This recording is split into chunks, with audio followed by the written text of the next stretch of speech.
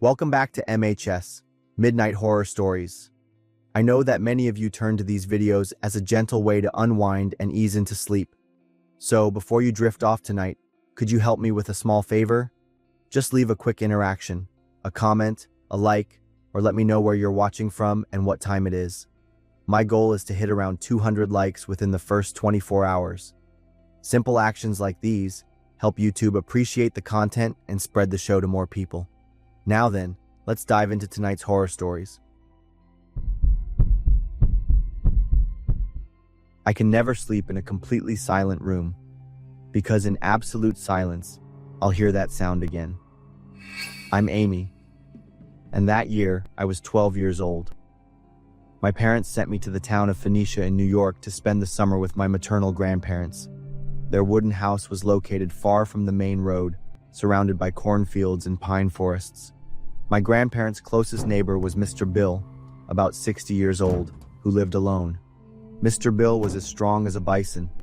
Every day he did all sorts of different jobs around his ranch. On the third day after I arrived, Grandma rushed home, her face ashen. "Bill is dead." I was stunned.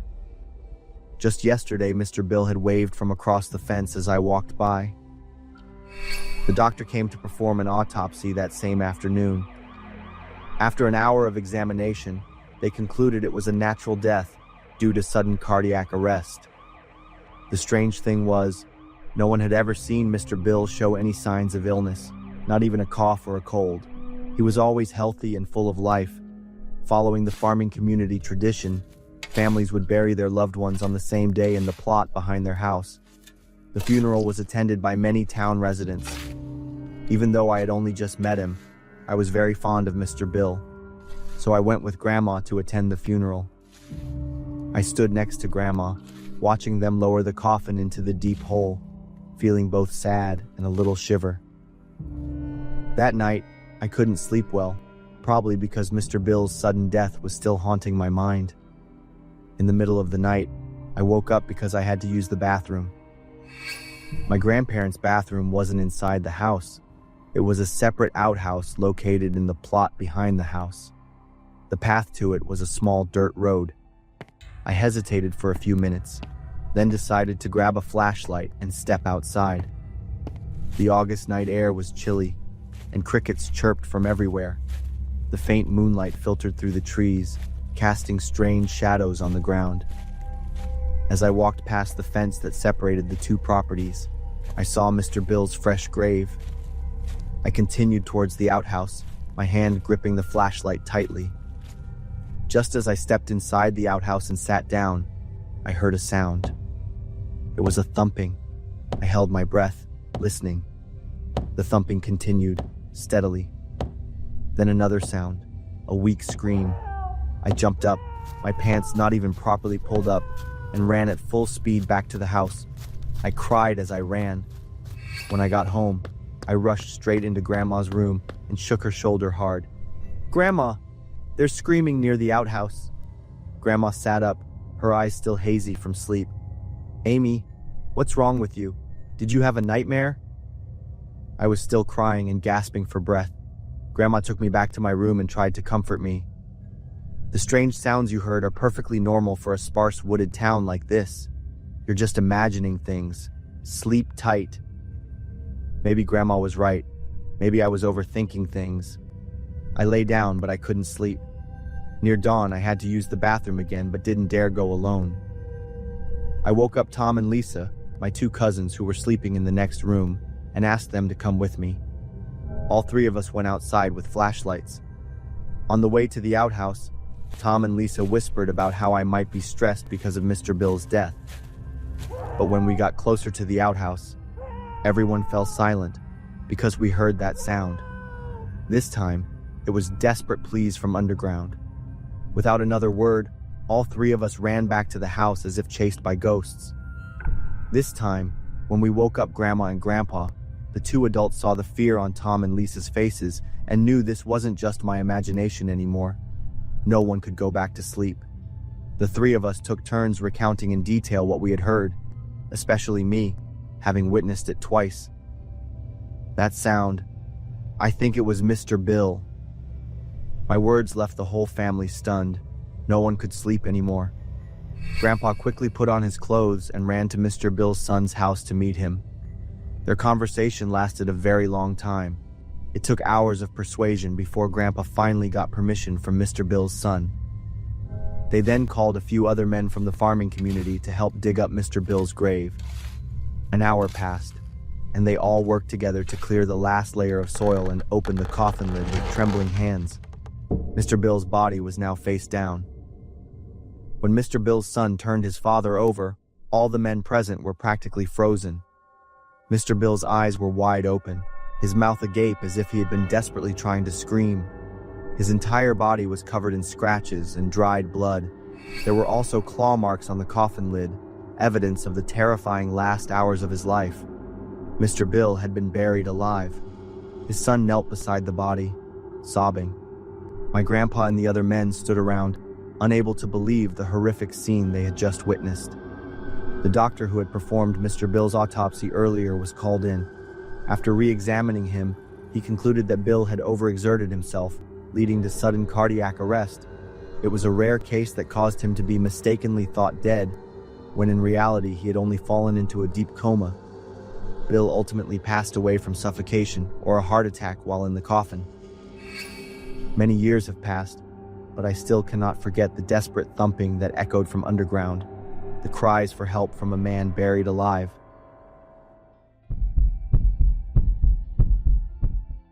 I thought I'd gotten a great deal on a house until I discovered the horrifying secret hidden inside. I'm Maya, a freelance designer. In March of last year, I decided to leave Los Angeles. City life had exhausted me. The endless traffic, skyrocketing rent, and the feeling of loneliness in a city of millions. I wanted to find a quiet place, a small town in Northern California, to start a new life. I finally chose a small town called Grass Valley, nestled among the pine forests of the Sierra Nevada. On Craigslist, I found a house for an unbelievably low price. I called the seller immediately. "Hi, I'm Will," a tired voice answered.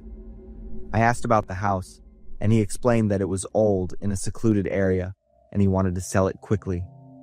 Will emphasized that he only accepted cash because he didn't trust banks or real estate agents. I scheduled a time to see the house before making a decision. A few days later, I drove 3 hours from Los Angeles to Grass Valley to see the house. Will was a middle-aged man with an unapproachable demeanor. The house was old but sturdy, surrounded by many trees and about 5 miles from town. When I asked him why he was selling it so cheaply, Will was silent for a moment, then said, "My wife, Ella, disappeared 2 months ago. I'm desperate to find her. Everything in this house reminds me of Ella, and I just can't stay here anymore." I was quiet after hearing Will's story, feeling sympathy for him instead of the unapproachable feeling I had at first. As Will showed me around the house, I heard a faint scratching sound from inside a wall somewhere. "What's that?" Will shrugged. "Squirrels and mice. They've been a problem for years. It's because of all the trees around here."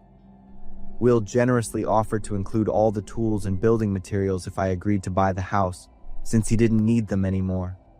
I signed the contract that same day and gave Will the full amount in cash. Before he left, he stood there for a long time, looking around as if he was very attached to the place. 3 days later, I moved in with my best friend Levi to help me fix up the house. Levi is a contractor, so I completely trusted him to make all the decisions. On the first day, we planned to repaint the living room. As we took down all the items hanging on the walls, I noticed a picture of a woman with long hair. This must have been Ella, the wife Will mentioned. I carefully put the picture in a corner. When we started painting the walls, the scratching sound returned. This time it was louder and more frantic. "That animal sounds pretty big and strong," Levi said. "We should probably call a service to handle it." We turned on some music to drown out the noise and continued our work. By the third day, as we were cleaning out the basement, I heard a faint sound, like someone crying. "Did you hear that?" I asked Levi. He stopped what he was doing and listened. "It's probably just the wind." But the next day, the crying returned, along with some screaming. At this point, we started to feel uneasy, but I had put all my money into this house. I had no choice but to continue with my plan. The next day, while doing some repairs in the basement, we discovered a wall that looked strange. The bricks and mortar were newer than the rest. "This wall was built recently," Levi said, touching the surface. "There might be another room behind it." After some discussion, we decided to break down the wall. After nearly an hour, we had created a large enough opening for us to go inside.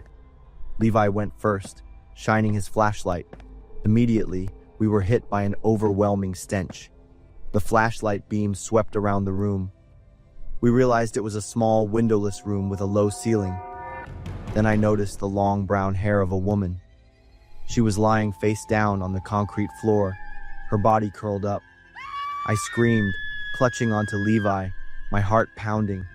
He was also panicked and quickly shined the flashlight into another corner. But by doing so, we accidentally discovered the next horror. In the opposite corner, another woman was sitting, leaning against the wall, her head bowed. This time, Levi screamed even louder than I did. Suddenly, the woman slowly looked up.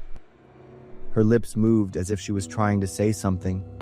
I started to walk towards the woman, despite Levi's attempts to stop me. My emotions were incredibly mixed at that moment. There was shock, disbelief, and a little anger. This was the house I had put all my money and effort into buying. I couldn't accept that it held such a horrifying secret. When I got closer, the woman looked at me with a look of great hope. On the wall near her, there were countless claw marks with dried blood on them. I realized this was the source of the scratching we had been hearing for the past few days. It was only then that I truly understood the horror of the situation. This woman had been locked in here for months, living in absolute darkness, with no food, only drops of water leaking from a pipe. She had been living next to a dead body. I pulled out my phone with a trembling hand and called 911. The police and an ambulance arrived within 10 minutes. They took the surviving woman to the hospital immediately and secured the scene. I sank into a chair and buried my face in my hands, crying. I knew I had been scammed, and all my plans and dreams were shattered. Levi sat down and comforted me for a long time. That day, the police arranged for us to stay somewhere else. 2 days later, the investigating officer called me. The woman who survived is Ella Thompson, the wife of Will Thompson, the man who sold me the house. The woman who died is Anna Kim, 24 years old. Ella had told us the whole truth. Anna Kim had come to the house to demand that Will leave his wife and marry her, threatening to tell Ella everything. Will killed Anna in a fit of rage, and when Ella threatened to call the police, he locked both of them in the room and sealed the wall. I felt stunned and cried a lot again when I learned the whole truth. Will was arrested at a motel in Sacramento. He confessed to murder and unlawful imprisonment. Ella recovered after 3 weeks of treatment at the hospital. As for me, I put the house back up for sale after having everything in the basement completely cleaned out. I'm living in a small apartment now. I learned an expensive lesson. Nothing is cheap and good in this world, and certainly nothing is free.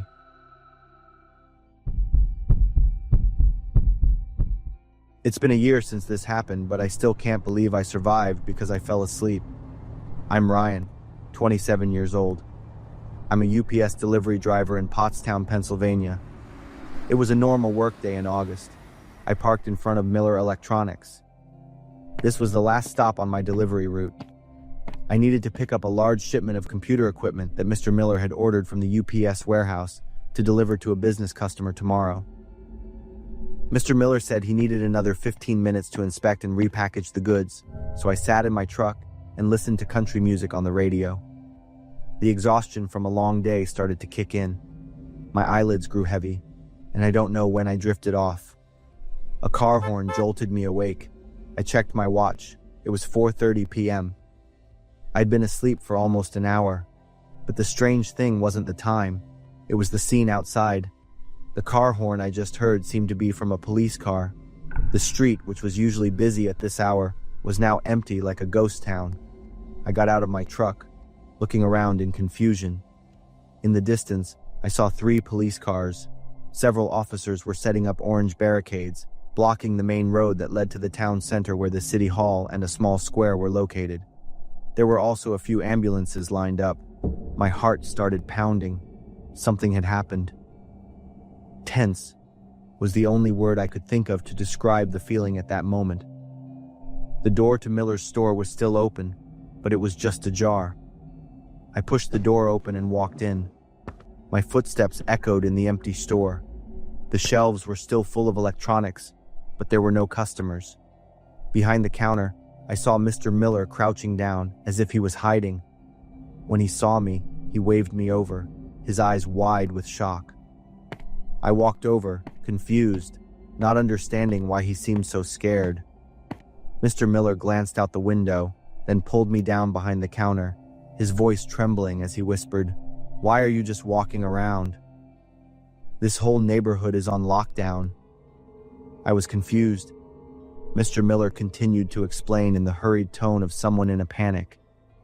An hour ago, someone called the police station, claiming they had planted bombs around the area and were watching from a distance with a sniper rifle. I froze. Bombs. Sniper rifle. Words I only heard on the news were now happening right where I stood. The man's wife had an affair with the manager of the Target store across the street, and he claimed he wanted everyone to pay. I let out a breath when I heard the story. I had been incredibly lucky. "You were asleep in your truck? You didn't hear anything?" I nodded. I had fallen asleep in the middle of a dangerous situation, but it was a stroke of luck. It was hard to believe. We sat in silence behind the counter, waiting for the latest news. Mr. Miller handed me a cold bottle of water. The sound of police helicopters flying overhead, their roaring engines creating a menacing sound that echoed throughout the space. Occasionally, we heard static from a walkie-talkie somewhere outside, brief commands that we couldn't hear clearly. About 20 minutes later, the glass door rattled from a loud knock. 3 men in black vests and helmets, holding rifles, stood outside, their serious eyes scanning every corner. Mr. Miller stood up, his hand shaking as he unlocked the door. One of the police officers walked in, his sharp eyes sweeping the store from ceiling to floor, looking for any sign of something unusual. A short but tense interrogation began. When I said I was a UPS driver who had been there to pick up a package since 3 o'clock, the police officer's eyes changed noticeably, as if he had just heard something wrong. The question about whether I had heard the threatening call made me admit the seemingly absurd truth. I had been sleeping in my truck the whole time. The police officer nodded. A moment later, an announcement came over the walkie-talkie. The situation was under control. There were no real bombs, no sniper rifle. It was just a fake threat call from a drunken man, angry about his wife's betrayal. But during those 3 hours, the entire neighborhood of over 2,000 people had to be evacuated in a panic. Stores closed hastily, owners leaving everything behind to flee. Schools went into lockdown, traffic was completely paralyzed, and main roads were blocked by barricades and police cars. But I was on the sidelines of that tension. That night, I lay in bed, staring at the ceiling, unable to close my eyes. I thought about the feeling of waking up in a silent world, about the moment of confusion when I didn't understand what was happening around me. I thought about how I could have died without ever knowing if that threat had been real. A bullet from a distance could have pierced through the truck window while I was asleep. From that day on, my work habits completely changed. No matter how tired I am, no matter how long I have to wait, I get out of my truck, walk around the area, drink coffee, and chat with people. I do anything to keep my mind alert. I am careful and pay attention to everything around me.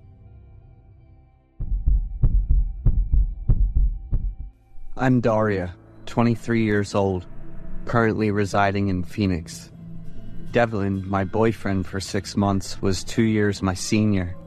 He's a very delicate and gentle soul who's a great listener. I'm feeling so lucky that we came across. A few weeks ago, Devlin had a 2-month business trip in Dallas. It would be the first time we're distancing ourselves. Every evening, around 9:30 p.m., Devlin would call me. He often asked about how my day went, complimented me on my beauty, and reassured me on him coming home soon. Sometimes I would also receive surprise gifts as well. This relationship brought me a lot of joy, knowing that I was respected and treasured. One night, after Devlin and I were having a joyful conversation, an account appeared in our chat. Devlin and I were wondering whether we should add that person in. Devlin said no, and so I went. That stranger account had no profile picture, nor anything in the camera. Devlin and I said hello, but answering us was an utmost silence. Devlin was really annoyed by this, and he had attempted multiple times at deleting the account, but to no avail. So we left the conversation, frustrated. After the third wheel encounter, we went to sleep, texting our goodbye. Yet I felt really odd about that strange account. The next evening, Devlin called me once again at 9:30 p.m. Seeing him brought me a lot of joy, and I turned on the call. As soon as we saw one another, that account bumped right in. Devlin was furious this time, and aggressively interrogated the stranger account on what he wanted. Suddenly, that account sent a message in the chat bar. Michael Brown, 31, San Jose. At first I thought he's trying to introduce himself, so I said hi back. But Devlin was not in the same boat as me. He was visibly angry with the account. He demanded the account to leave us alone, or else he'd call the police. I was really baffled by Devlin's oddly fierce behavior. He normally was very polite and gentle. Devlin then told me to turn off the call immediately, which I followed suit without anything else. A few minutes later, Devlin called me on my phone, stuttering and trying to tell me to never believe anything the other said. I could hear panic in his voice, same as exhaustion. Must be a tough week for him, I thought. While I constantly reassured Devlin and told him to get some rest, he kept babbling about keeping faith in him, ending the call in a rather weird note. I kept thinking about Devlin's odd behaviors. The next day, Devlin was not online at all. He disappeared for an entire day.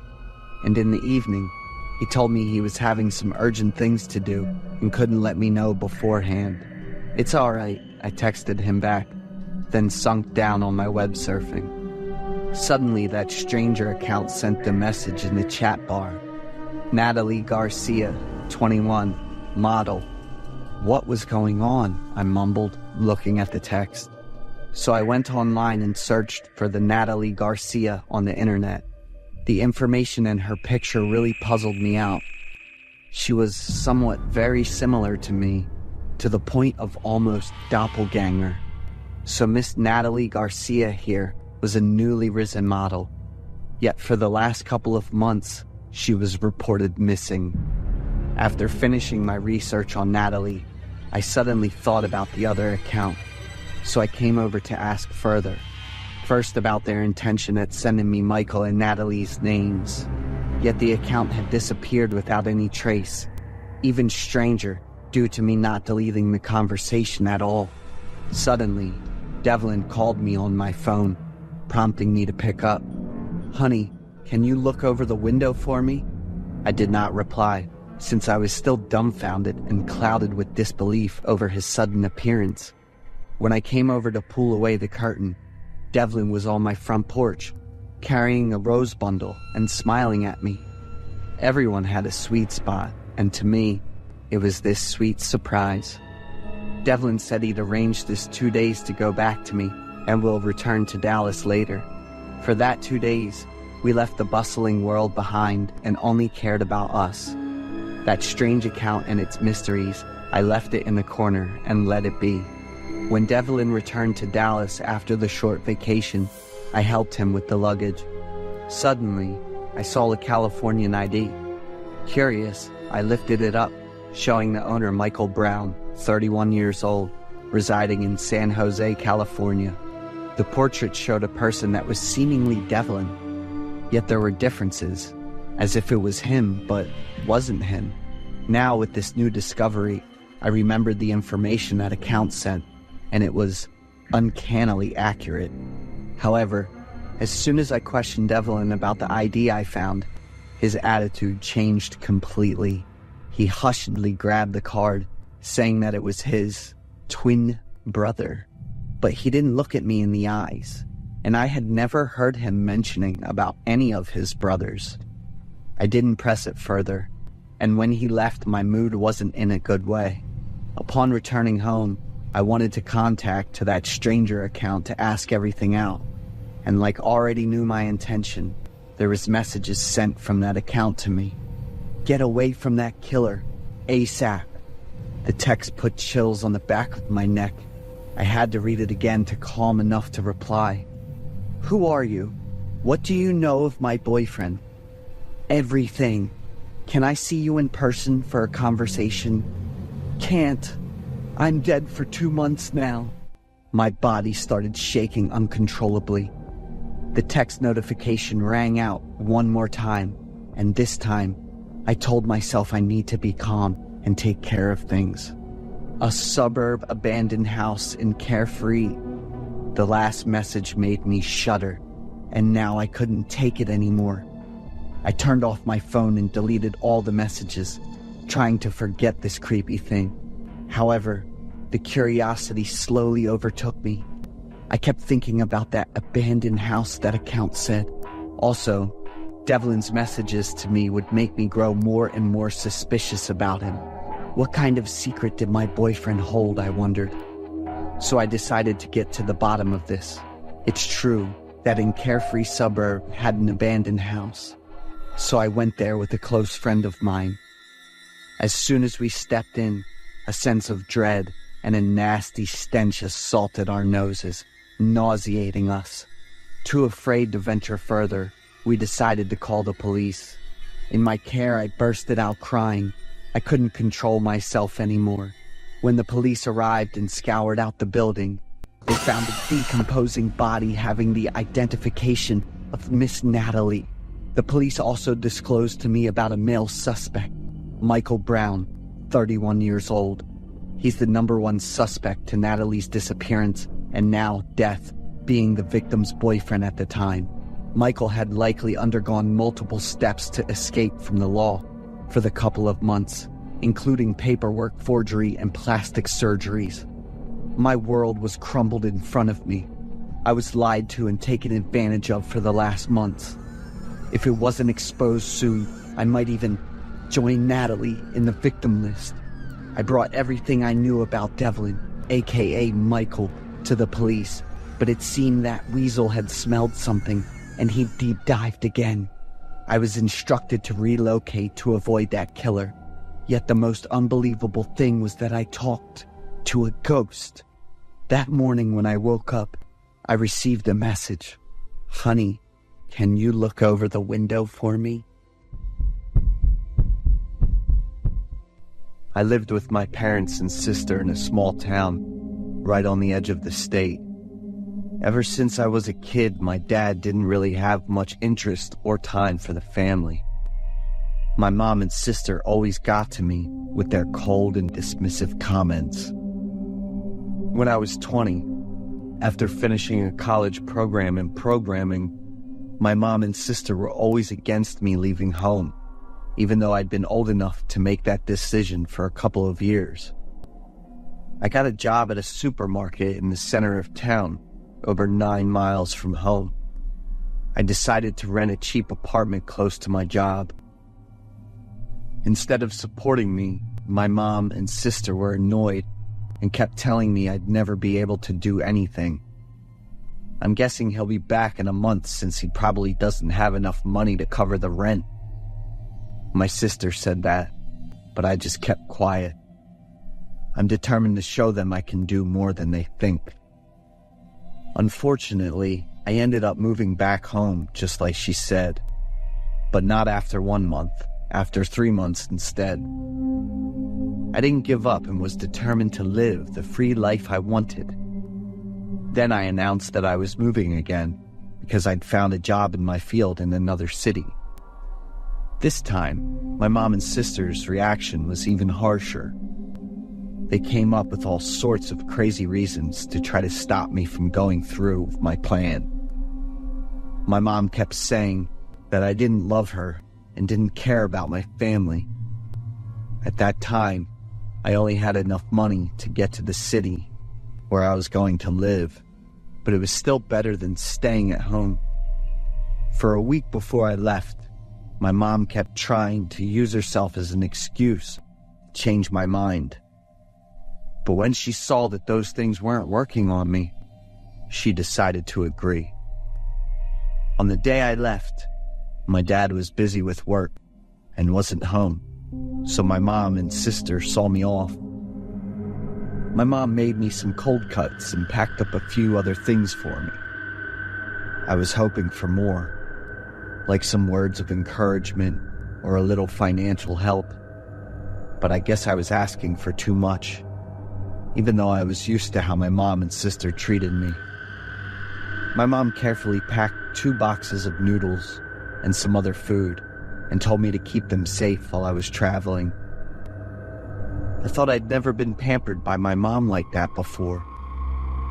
In the first few days in the new place, everything felt strange and unfamiliar. And there were times when I felt really homesick.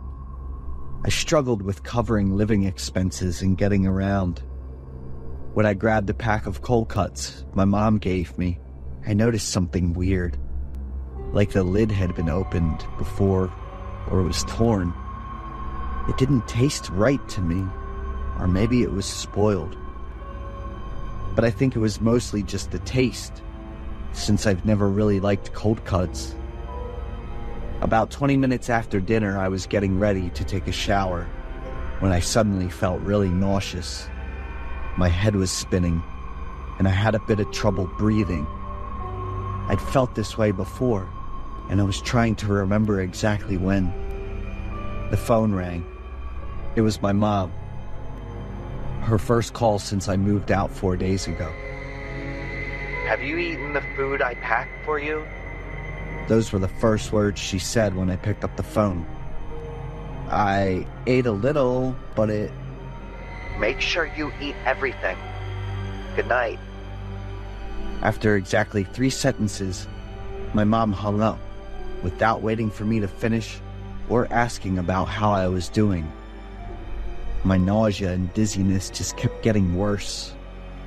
I ran to the bathroom, threw up everything in my stomach, and kept splashing water on my face. I stood on the toilet, gasping for breath, and then sat down on the floor.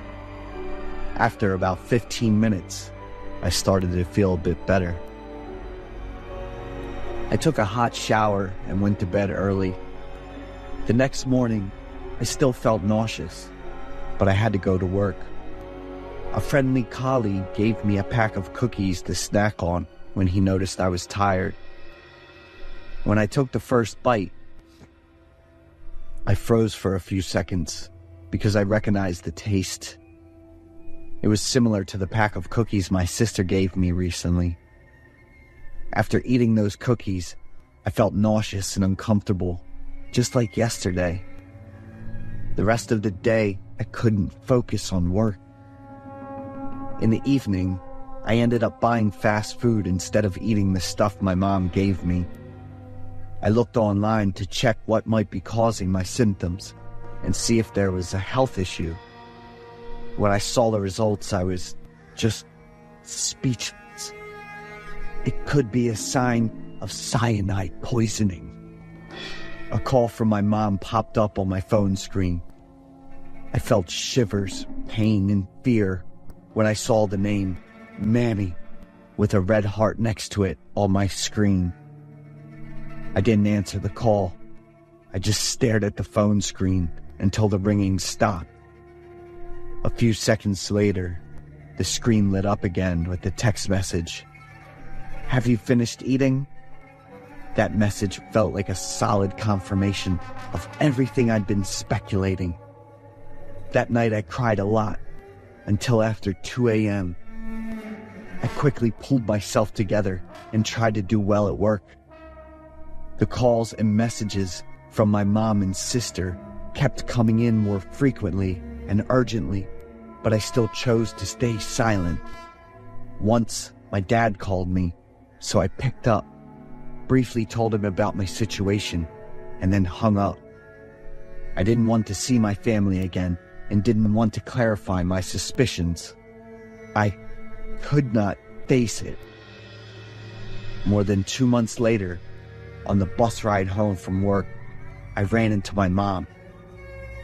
The bus was pretty crowded, and my mom was sitting in the last row, giving me a cold stare. I quickly got off at the nearest stop, grabbed a taxi, and told the driver to hurry. After that meeting, I moved to a different state far away. No one knew where I lived, except for my best friend. I needed him to help me with a few things back home. More than a month after I'd settled in with work and accommodation, everything was going well, and that's when I received the test results. I wasn't related to them by blood. I also found out that my adoptive mom had bought me a life insurance policy worth up to $300,000. The beneficiary of the insurance payout after my death was my adoptive mom.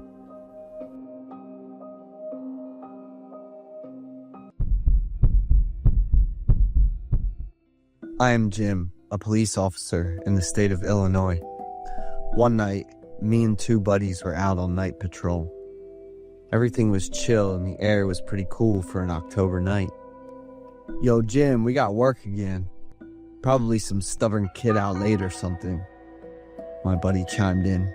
And right after that, we started hearing a car engine getting louder, like it was speeding up. A blue car flew by, totally speeding. We signaled the driver down to stop real quick. Me and one of my buddies walked up to the car to check things out, while the other guy stayed by the patrol car, ready to jump in if needed. "Hello," I said. "Hold up, I'll call you back later. I'm talking to the cops." The driver quickly hung up when he saw us. It was this young guy, kind of rough looking and cold, with big, sort of bulging eyes, a buzz cut, and a short, scruffy beard. "What's up, officers?" "Did someone shoot at you?" I asked when I saw the back window had some bullet holes in it. Yeah, they did," the guy said as he tried to get out of the car. I quickly grabbed the car door and told him to stay put and answer my questions. "They shot at my car." He said he wasn't involved in any shooting. "I got attacked by some random armed guys." "What's your name?" "Randy." "You got ID on you?" "Yes, sir." "All right, Randy. I hope you cooperate." To keep things safe during the mission, I cuffed Randy and tossed him in the patrol car. While searching Randy's car, we found a little bullet-shaped bottle with white powder in it, and some of it spilled out by mistake. "Julian," I shouted to my partner. "I found it on the dash." Julian quickly pointed his flashlight to what I was holding, looking confused. "I already checked it out. Take a look." At first, I thought it was something illegal, but after testing it, it seemed like ecstasy. Still not totally sure though. Pretty soon my other partner found a decent amount of weed in Randy's car. Even though Illinois is one of the states letting adults use weed for fun, the amount you can have is strict, and you're not supposed to go back to your car after using it.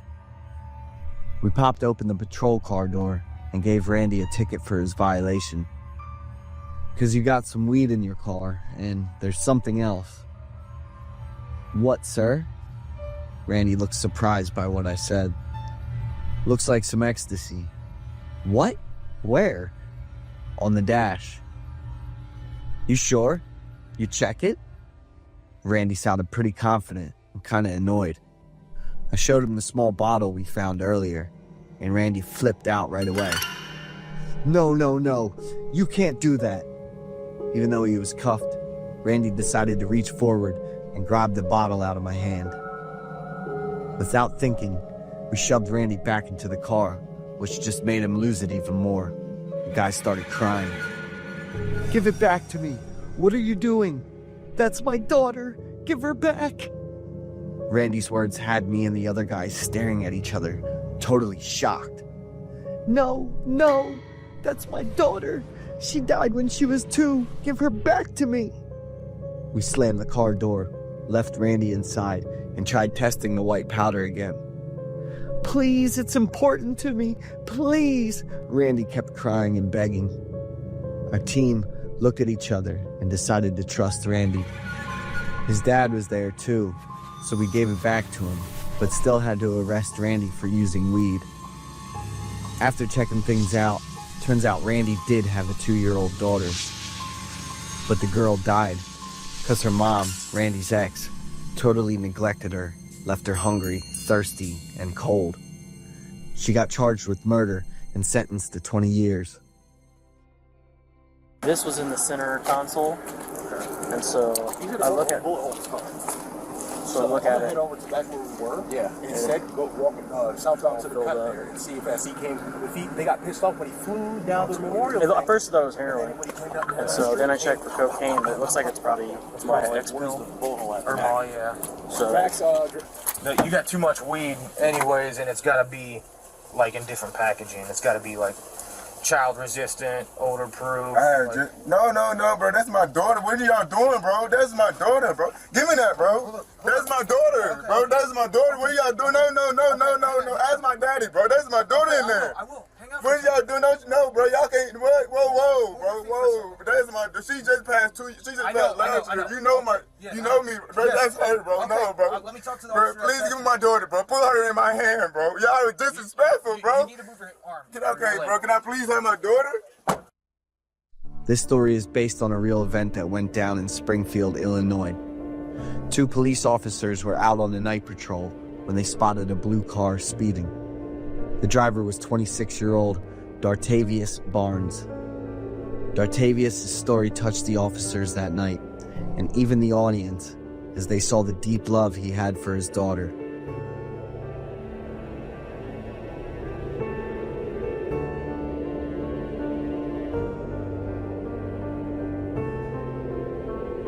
Six months later, Dartavius sued the police for illegal arrest and search, claiming they desecrated his daughter's ashes, and he demanded compensation from the authorities.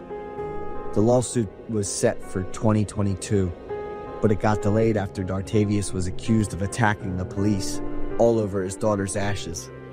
And to this day, the case is still making its way through the courts.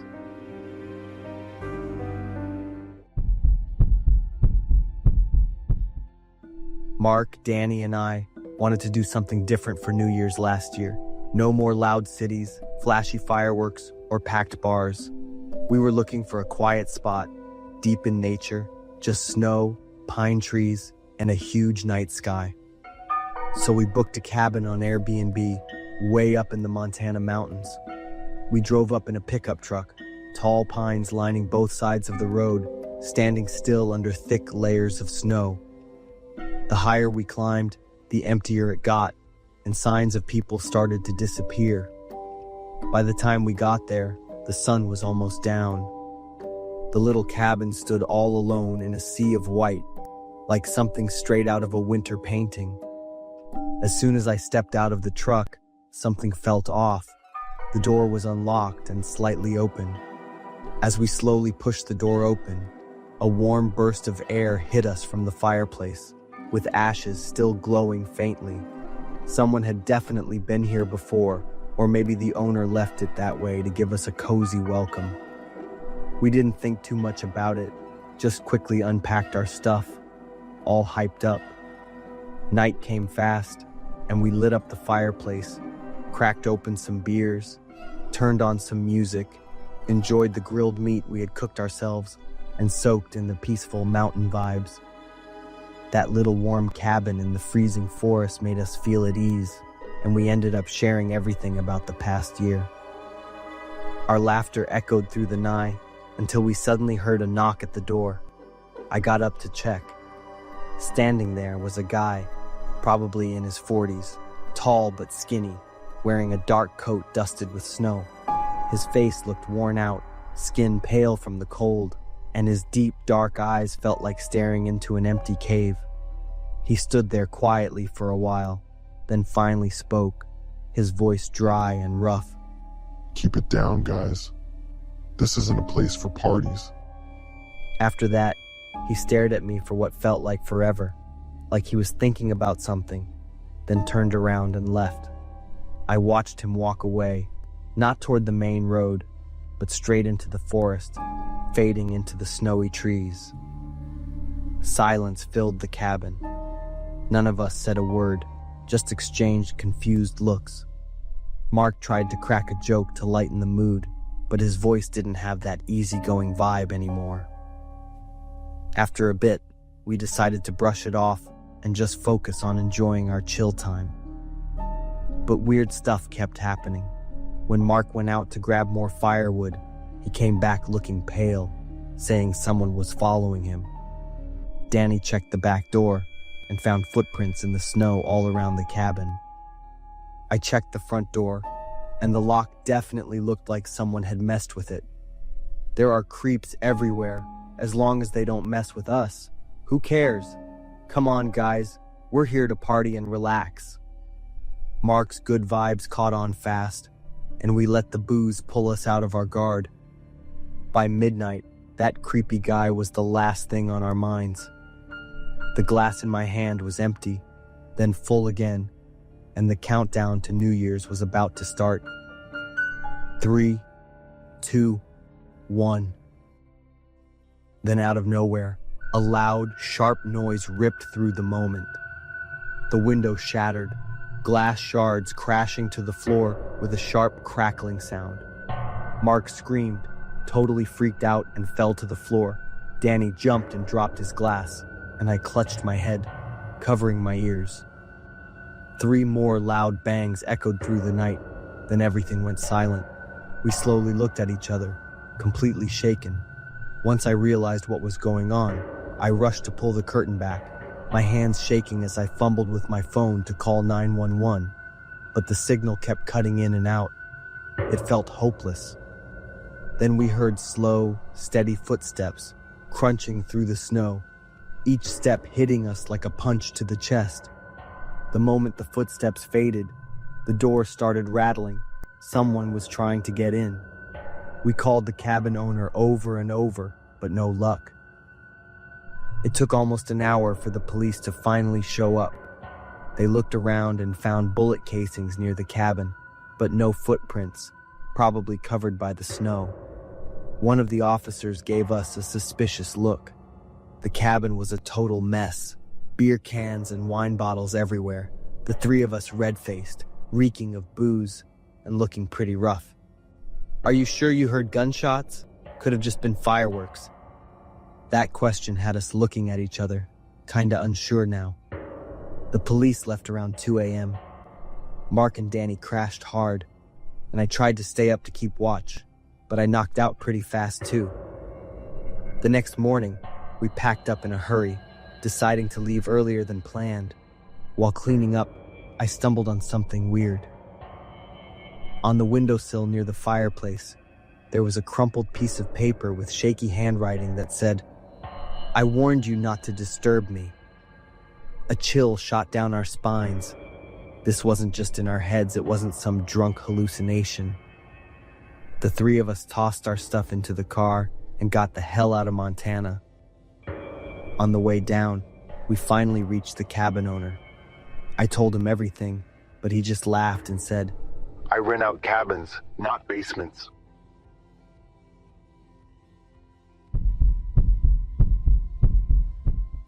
I'm Joe, and back then I was 14 years old, with a best friend named Victor. At that rebellious, energetic, and curious age, Victor and I came up with all sorts of mischievous pranks. One afternoon, when we had no school, we decided to ride our bikes into the forest behind the school. We didn't dare venture deep into the forest, even though we always intended to. We even teased and dared each other about it. That afternoon, for some reason, Victor and I decided to venture deeper than the spot where we usually played tricks.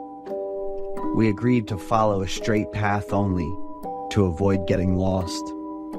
Deep in the forest, the trees were much denser and more overgrown, creating a sense of both fear and curiosity for mischievous kids like us.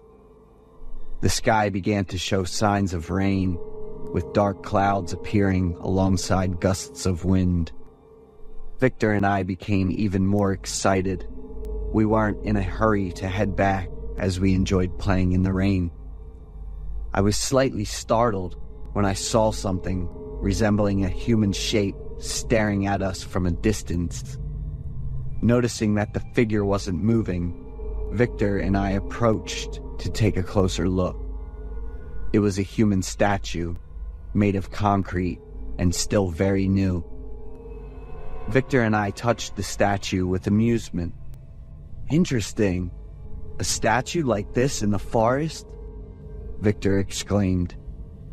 "It's the same size as us, look," I said, standing next to the statue and comparing my height to it. "Look at its scared expression," Victor said, standing next to the statue and mimicking its expression, making us both laugh loudly. "Victor, why does the statue feel warm?" I wondered after placing my hand on the statue's stomach.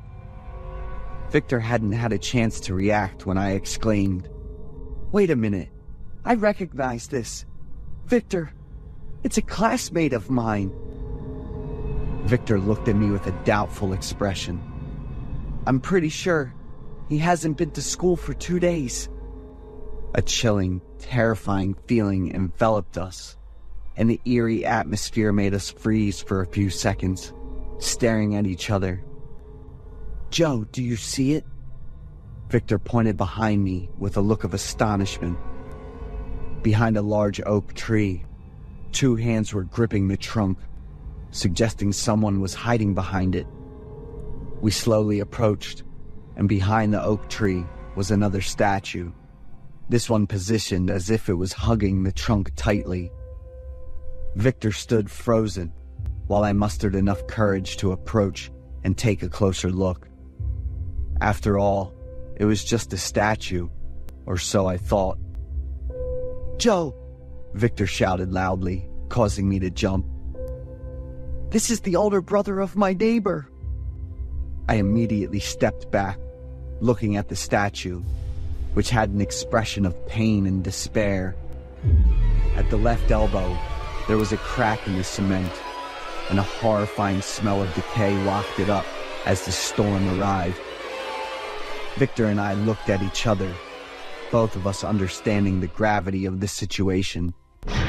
Victor, in sheer terror, turned and ran away. I had never seen him run so fast. I ran after him, calling out loudly, but Victor didn't look back and soon disappeared behind the trees. I wasn't fearless. In fact, my fear was even greater than Victor's, to the point where I couldn't run fast. I heard cries and pleas from behind after running a fair distance, but I didn't dare look back, unsure if the sounds were real or just my imagination. When I returned to the original spot, I still saw Victor's bicycle standing there. Not thinking much, I quickly jumped on the bike and pedaled fast back home. The rain began to pour heavily, obstructing my view, and I could only pedal as fast as possible.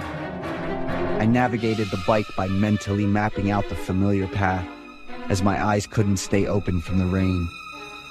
My parents were very angry when they saw me come home in such a state. I was terrified and trembling, unable to speak. About 20 minutes later, after calming down, I recounted the entire incident, and my father immediately called the police. That evening, the whole neighborhood was stunned as the police moved the 2 statues out of the forest. Victor's mother ran to my house in a state of panic, asking, because she hadn't seen him since the afternoon. I felt like electricity was coursing through my body. I had forgotten about my friend. I recounted the events to the police, and in my fear, I began to cry. Victor's bicycle was found, but he was not. Witnessing Victor's parents suffering, I have always felt that I am partly responsible for this incident. The perpetrator has still not been found, and there are no clues about him. The motive and purpose behind his actions remain unknown. The police set up a checkpoint at the edge of the forest after the incident to continue investigating and searching for Victor and the perpetrator. At the same time, they issued a law prohibiting residents from entering the forest. My mental state was severely affected after the incident. Whenever I recall that moment, I can't help but wonder, was the pleading cry actually Victor calling out to me? I'm Thomas, a freelance programmer, mostly just working from home. So one day, I was in the middle of this important project, and my home internet just crashed, messing up my progress. I called up Spectrum, and a repair guy showed up that same afternoon. The repair guy checked the cables real quick and said the best move was to run the cable through the basement for a more stable connection. You can go do other stuff. It's pretty dusty and cramped down here. I'll let you know when I'm done. The guy was friendly. I was okay for it and let him get to work. Meanwhile, I just finished up my stuff on the laptop in the living room. The sound of the chainsaw starting up, plus the drilling and chiseling noise, I eventually just got used to it and focused on my work. I'm not sure how long it had been, but suddenly I noticed it was totally quiet in the house. I checked the clock and it was almost 7 and already dark out. Guess he's done for the day, I thought, and tried connecting to the internet on my phone. Still no signal, so he'll probably come back and finish it up tomorrow. I wrapped up my work and made a quick dinner. While I was eating, I remembered the repair guy from earlier. Still had a couple questions, so I decided to give him a call. It rang forever, but he didn't pick up. Maybe I should just leave him alone. Later that night, I just messed around on my phone for a bit and then knocked out. Not sure how long later, but in my half-asleep days, I started hearing a saw and chisel. Kind of random. Sometimes it'd stop, then suddenly start up again. Kinda knew that sound wasn't part of a dream, but I was still too out of it to snap out of it. Out of nowhere, a scream, like pure terror, blasted through my ears and made me jump up like crazy. But when I opened my eyes, the room was totally quiet. I just sat there for a bit, kinda zoned out. Maybe I'm just tripping from the noise earlier. I just laid down and passed out again real quick. The next day, I hit up the repair guy again and needed to wrap up that important project today. But after calling him 5 times, it just kept ringing forever. I called the company, and they told me they hadn't been able to reach that guy since yesterday. Everything was a mess. So Spectrum said they'd try to get a hold of the guy or send someone else to finish up my service. After sipping some coffee and waiting around, I thought about heading down to the basement to check out what's going on down there.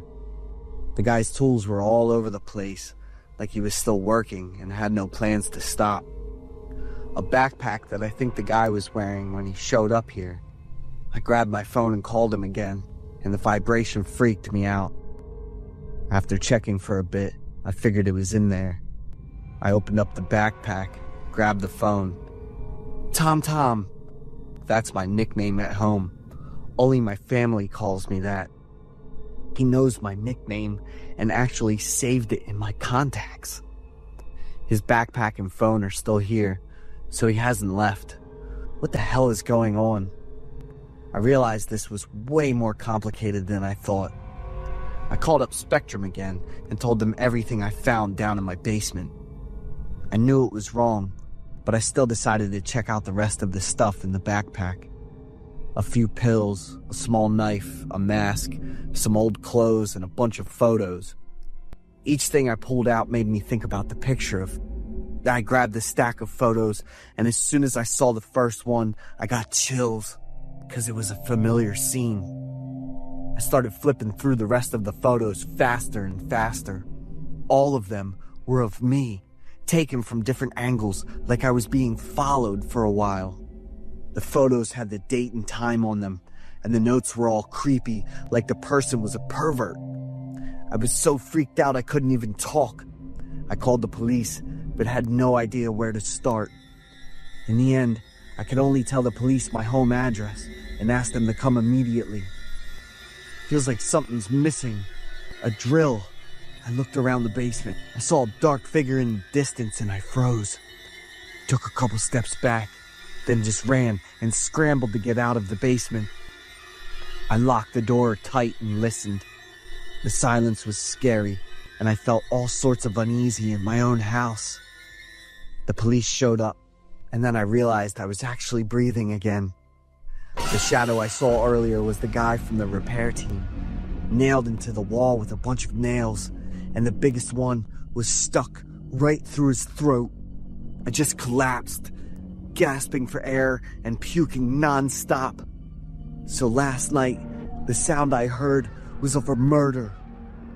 After I got myself together at the hospital, the police set me up somewhere else to stay, and they sealed off the house for an investigation. I didn't stay where the police set me up. I just bounced to another city, started a new job, and moved on with my life. Mr. Thomas, open up. We've got to talk. That was the police. How did they know where I was living?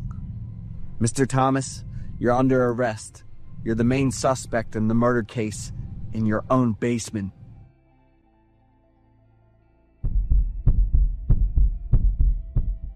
I'm Kane.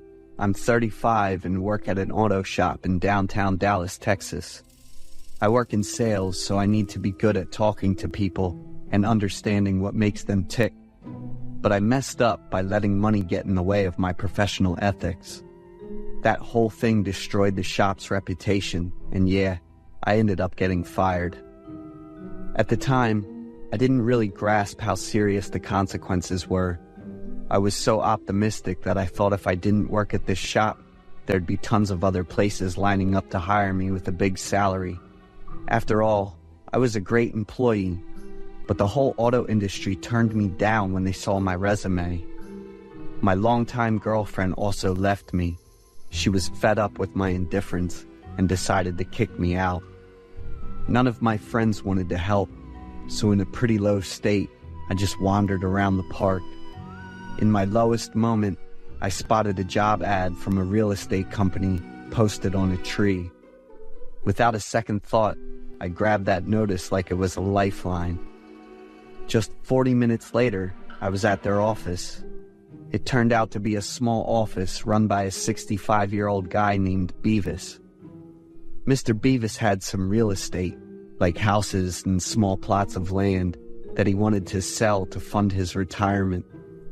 Beavis didn't ask me any questions about experience or skills. He handed me a contract and said that if I could sell the house listed on it, I'd get a $500,000 commission. Over the past 3 years, a lot of people have tried to sign the contract, but no one's actually sold the house. I was surprised, excited, and a bit skeptical, so I asked again to make sure about the commission I'd get. After getting a solid confirmation from Beavis, I signed the contract right away. I drove to the house, full of enthusiasm and determination, even though it was pretty far from the city center. The house wasn't new and wasn't too big, but it was comfortable enough. I stopped in the biggest bedroom next to the living room, lay down on the bed, and finally felt my tired body relax after being on edge for days. I woke up suddenly, looked around the dark room all groggy, checked my phone, and realized it was almost 7 p.m. I'd actually had a really good nap. When it was time to leave, I stood up and was shocked to see a dark figure standing at the door, just staring at me. I must have been still groggy from just waking up. I went to turn on the light, looked around, and noticed that the wardrobe door was slightly open. I walked over, shut the cupboard door, and was surprised to find an old kitchen knife inside. I picked up the knife and walked to the kitchen and put it back in its place. As I looked around, an idea suddenly popped into my head. "Good evening, Mr. Beavis. This house is wonderful. I wanted to ask if I could stay here until the house is sold." "Yeah, no problem. Just make sure everything stays in good shape." I hung up the phone and jumped for joy. My housing problem was sorted out for now. As soon as I turned to look at the living room, a dark figure suddenly vanished behind the TV shelf. I stopped. This time I wasn't imagining things, so I slowly walked over to the TV. But then I heard a noise from the kitchen again, so I quickly turned around. The kitchen knife I saw earlier had just magically fallen out of the knife holder. I picked up the knife, took a good look at it, and then shrugged it off. It wasn't anything serious. This was the only place I had at the moment, so choosing to stay happy and optimistic seemed like the best option. I put the knife back where it belonged and ordered some dinner. After eating, I took a shower, changed into comfy clothes, and started posting the house for sale. Over 20 minutes after I posted the house info on my personal page, I got a few comments asking for more details. I jumped out of bed, stood in front of the mirror, and practiced my pitch for the house. Suddenly, I heard a creaking sound that wouldn't stop. I turned around and was surprised to see the wardrobe door open again. There must be a problem with the hinge, so I used a rope to tie the wardrobe door shut and went back to bed. By this point, my post had a few more comments, and a handful of people were showing interest in the house. But there was one account that claimed to be a local resident commented, "This house is haunted." After reading the comment, I quickly deleted it and blocked the account. Thinking about all the strange stuff that's happened since I got here gave me chills. But I didn't let it bother me for long. My work was going great, and I figured I'd sell the house quickly and be out of here. I browsed the web for a bit longer and then went to sleep. The next morning I woke up to the sound of a blaring alarm clock. I was grimacing from not getting enough sleep, fumbling around to find my phone and turn off the alarm. A cut running down the middle of my palm gave me a sharp pain and woke me up. I sat up, looked at my hand bleeding, and started to panic. Then I looked around and noticed the kitchen knife had been on the bed for a while. The blood kept flowing, so I had to take care of the wound right away. As soon as I opened the door, I was shocked to see the TV shelf and the sofa blocking the exit. I used all my strength to push the shelf, but the wound on my hand reopened, and I screamed in pain. Finally, I managed to squeeze through a small gap. I quickly ran to the kitchen to grab the medical kit and bandage the wound, then breathed in exhaustion. I looked around the house and noticed nothing valuable was missing, and the door was still locked. What the heck just happened? Could it be that this house is actually haunted? The phone rang again, and it was an unknown number that seemed to be coming from a landline. I answered the phone, feeling pretty down. "Get out of here!" A woman's voice came through cold and angry. I got chills from that, so I hung up right away. I tried to calm down and then headed to the living room. I froze when I saw that the landline phone wasn't in its usual place, like someone had just used it. Feeling suspicious, I dialed my own mobile number, and it showed up on the landline's call list. At that moment, I was on high alert and in full defense mode. I checked all the locks and looked around the house, but everything seemed normal. Feeling suspicious and scared, I went up to the second floor of the house. As soon as I reached the top of the stairs, I felt like I should look to the left down the hallway. Right away, a dark shadow darted into a nearby room. I screamed out loud by reflex, my heart pounding in my chest. I approached the door slowly, took a deep breath, grabbed the doorknob, and turned it hard, but the door was locked from the inside. I shook the handle hard and shouted loudly, and suddenly the room was filled with the sound of a baby crying. Just a few seconds later, the crying suddenly stopped. Not a ghost, must be a person, I whispered to myself, wanting to open the door and see what was inside. I ran downstairs to grab the spare key, but when I got back, the door was ajar. I ran inside and there was nothing out of the ordinary. Hearing the noises from above, an idea popped in my mind. I said to myself, it's coming from the attic. Instead of checking the attic, I went downstairs, locked all the doors and windows from the outside, and then called the police. 10 minutes later, the police showed up. After checking the whole house, they uncovered the truth, and it shocked both Beavis and me. In the attic of the house, there was a woman named Laura and her 6-year-old child. They were homeless and had been living in the house for the past few years. All the creepy stuff was set up by them to spread rumors about hauntings so Beavis couldn't sell the house. Laura and her child looked pretty rough, with skinny bodies and pale skin. Beavis didn't report them to the police. Instead, Laura and her child were introduced to a federal program for the homeless and got a fresh start. I managed to sell the house and felt like this job was meant for me, so I decided to stick with it and develop my skills.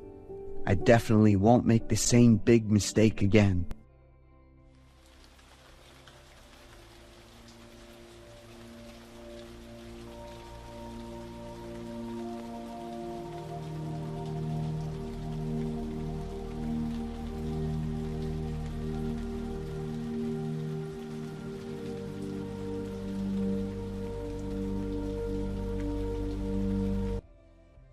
Welcome back to MHS, Midnight Horror Stories. I know that many of you turn to these videos as a gentle way to unwind and ease into sleep.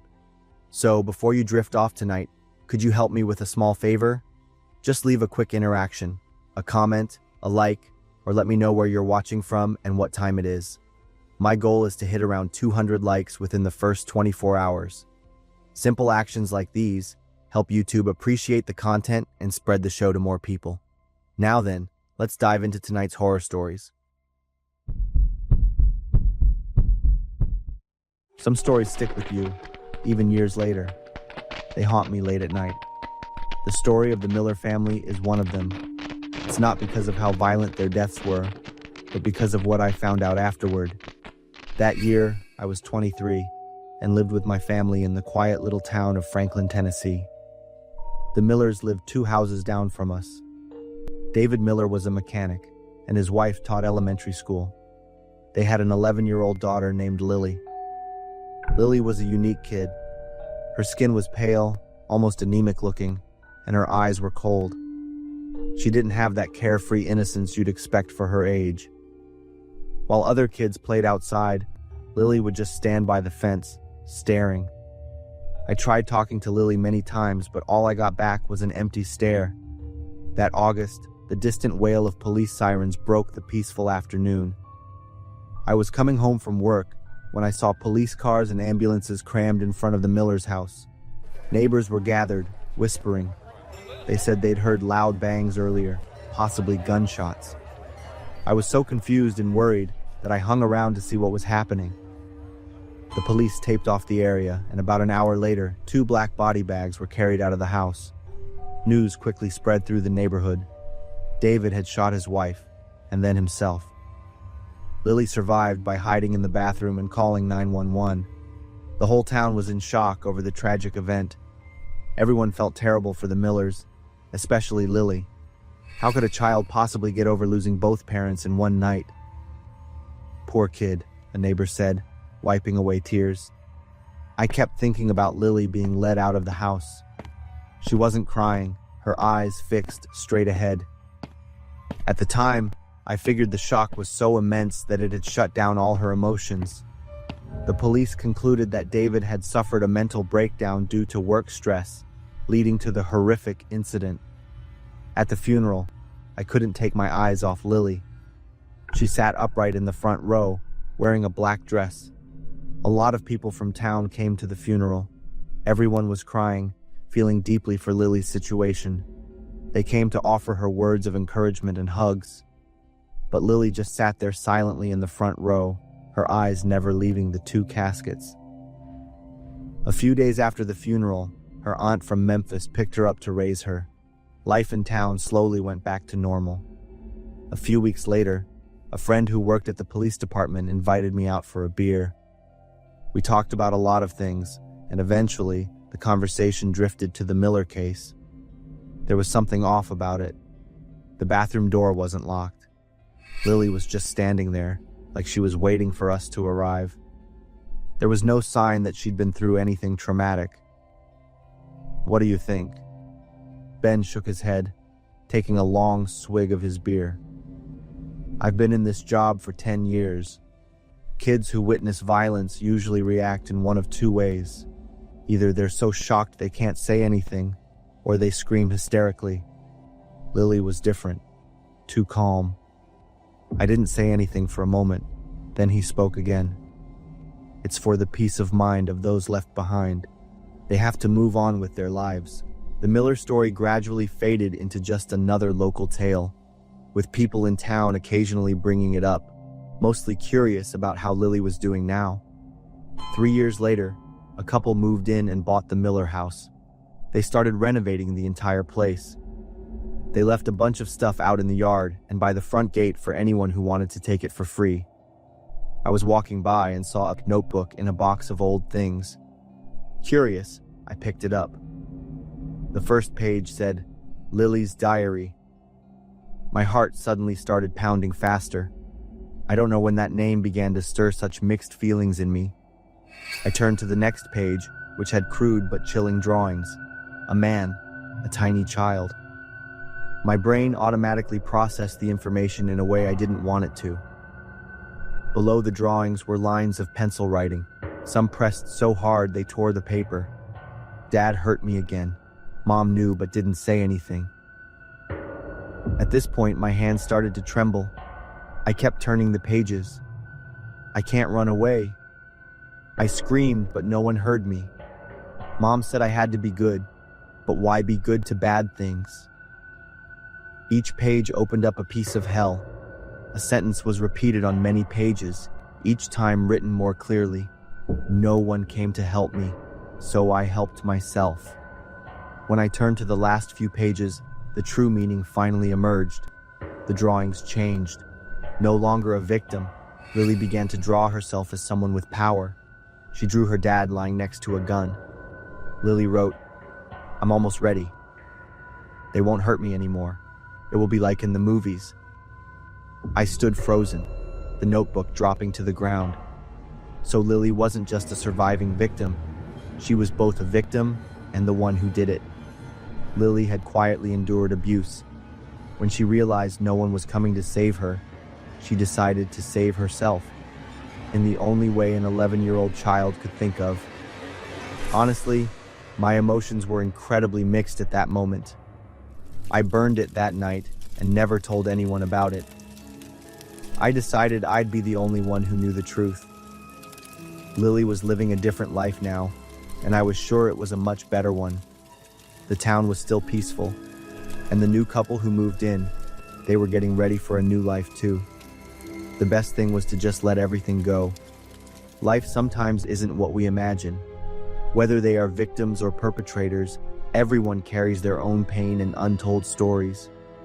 We can never truly know everything someone endures, and sometimes silence is the only way to protect yourself.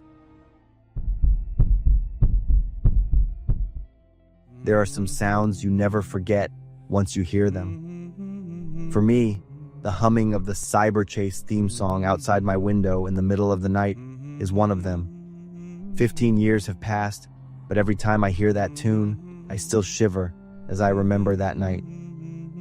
It was the summer I turned 8. My parents were busy with their work schedules, so they decided to send me to my grandparents' house in Burnett, Texas. I was going to stay there for 3 weeks. My grandparents lived in a small wooden house surrounded by a forest. Living with them was their helper, Aunt May, who assisted with chores around the house. The first few nights at my grandparents' house, I couldn't sleep. Everything was unfamiliar, from the smell of wood to the sound of cicadas buzzing outside. A few nights later, a new sound joined the others, a faint rattling outside my window. I pulled my blanket up, leaving only my eyes exposed, telling myself it was just the wind blowing against the window. After a while, it disappeared, and I drifted off to sleep. I still thought it was a normal sound around here, so I didn't mention it to my grandparents. The next morning, my grandpa took me and our dog for a walk. We walked along the trail that led into the woods behind the house. Our dog suddenly stopped, her fur bristling on her back, and started to growl towards a bush. "What is it, Cora?" Grandpa asked. I looked in the same direction and saw a figure standing still behind a large pine tree. I blinked a few times, thinking I was imagining things, but the figure remained there, just standing still and watching. "Grandpa, there's someone over there." But when we looked again, the figure had vanished. The dog continued to growl. "Could be a lost hunter," Grandpa said, and that made sense to me. That night, after watching Cyberchase, I went to my room early. After talking to my parents on the phone, I got into bed to play my game console. In the middle of the night, I was woken up by a strange sound. Someone was humming the Cyberchase theme song outside my window. I pulled the covers over my head, scared, and just lay still. When the song ended, I slowly pulled the blanket down. "Grandpa," I called out to him. "Hey, it's me. Come out here, grandson. I want to show you something cool."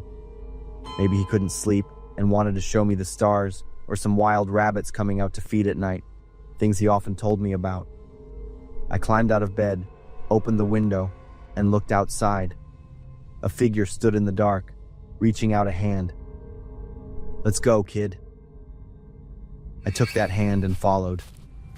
We walked a few steps on the dirt road, heading toward the forest. I felt a bit strange because Grandpa wasn't saying anything, nor did he turn to look at me as usual. The moonlight grew brighter, and I looked down at the hand holding mine. This wasn't Grandpa's hand. His hand was more wrinkled. I also smelled a strong scent of tobacco, even though my grandpa didn't smoke. I saw something black sticking out from the back of his waistband. It looked like a gun. I slowed down, terrified. Immediately, I felt a tight grip and was pulled forward. Just then, Grandpa's familiar voice rang out from the direction of the house. "Ethan! Ethan, where are you?" I immediately stopped dead.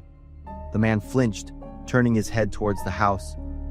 In that moment of distraction, I quickly yanked my hand free and ran back towards the house. "Grandpa! Grandpa!" I screamed as I ran. Grandpa was standing on the porch, all the outdoor lights shining brightly. I rushed to him and hugged him tight. "Where have you been?" "What's wrong?" There was a man.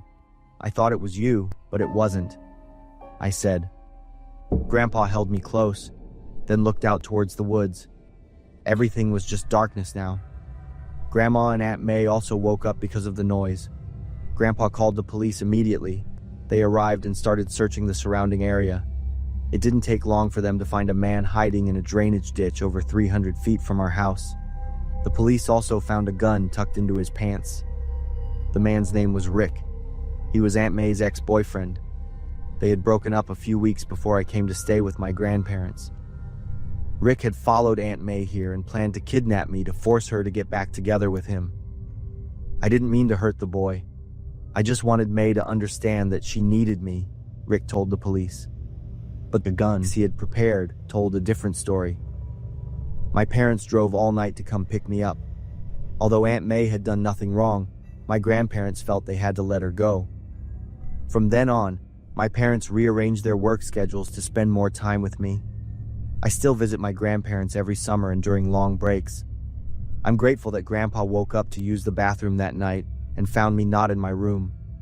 If it hadn't been for his call, I can't imagine what would have happened in the woods that night with a man carrying a gun, determined to get what he wanted. I used to believe the small town where I was born was the safest place on earth. But then, one autumn night last year, a terrifying secret was uncovered that shook the entire town. What haunts me the most is who was behind it. I work as an accountant for a small oil and gas company in Marfa, Texas. It's a small town near the Mexican border. Everyone knows everyone. One of my mechanic friends is Roy. His garage is right in the center of town. I always thought Roy was a kind and gentle man. Not just me, but the whole town loved Roy. Until last autumn, when an incident changed the way I saw everyone around me. I had just finished my shift and was on my way home. I stopped to get gas. Across the street, I saw a chaotic scene. The area was cordoned off. There were many police cars and sirens wailed loudly. Then, I saw a woman wrapped in a blanket. A police officer was leading her away. The woman looked like she had just returned from hell. Her pants were torn, her hair was disheveled, and her face was gaunt. I froze, realizing that the place she had just come from was Roy's auto shop. In the very next second, seeing Roy handcuffed in the back of a police car, head bowed, shocked me. That evening, the whole town was buzzing about what happened with Roy, and I was no exception.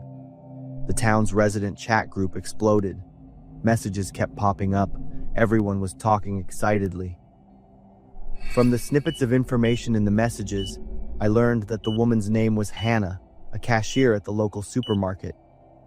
She had only moved to town a short while ago and had been missing for 2 weeks. Everyone thought she had gone to visit family in Dallas. But what had really happened, we didn't know. It was all just speculation. 2 days later, the local newspaper published an article with a headline that sent shivers down my spine. Local mechanic accused of abduction and torture.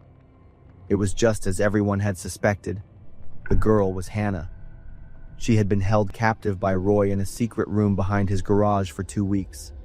Hannah recounted that Roy had lured her into the garage, claiming her car had an urgent problem that needed to be checked. What Hannah described stunned me.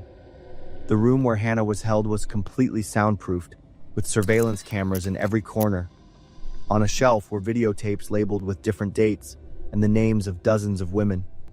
Among them was Jessica, a young and beautiful girl who was well known in town. Jessica had disappeared 3 years ago. Everyone thought Jessica had left town to pursue her acting dream in Austin. But now we knew the truth. The police also found a notebook belonging to Roy that detailed everyone's habits. He knew their exact work hours when they came home, when they went shopping. Roy even recorded private conversations he had overheard. But that was only half of the horror, because those were the victims Roy had successfully executed his plan on. In the days after Roy's arrest, many other women came forward, stating they had been followed or approached by Roy. But as a beloved and trusted figure in the community, it was hard for people to unmask him. I started to recall the signs I had overlooked. Roy always asked too many questions about everyone's private lives. He could recount detailed schedules for anyone in town. At the time, I thought Roy was just a neighbor who cared, but now I understand it was a sign of systematic stalking. I suddenly remembered a detail from about a month ago. I was coming home late after a date with Sam and saw the silhouette of a man standing near her house. When I looked closer, the person had vanished. Now I'm sure it was Roy. It's terrifying that Roy had lived among us for years, receiving absolute respect and trust. The trial took place 6 months later, with many town residents and Roy's would-be victims present. He sat silently throughout the proceedings, showing no emotion. When his lawyer asked why he did those things, Roy simply said, "I wanted to understand them." He offered no complex defenses or explanations. Roy's statement silenced the entire courtroom. He didn't see women as human beings, but merely as subjects to study and control. Hannah left town right after the trial. Roy was sentenced to 25 years. His garage was demolished a month later. Now, It's just a gravel lot with weeds growing on it. The town of Marfa is not the same anymore.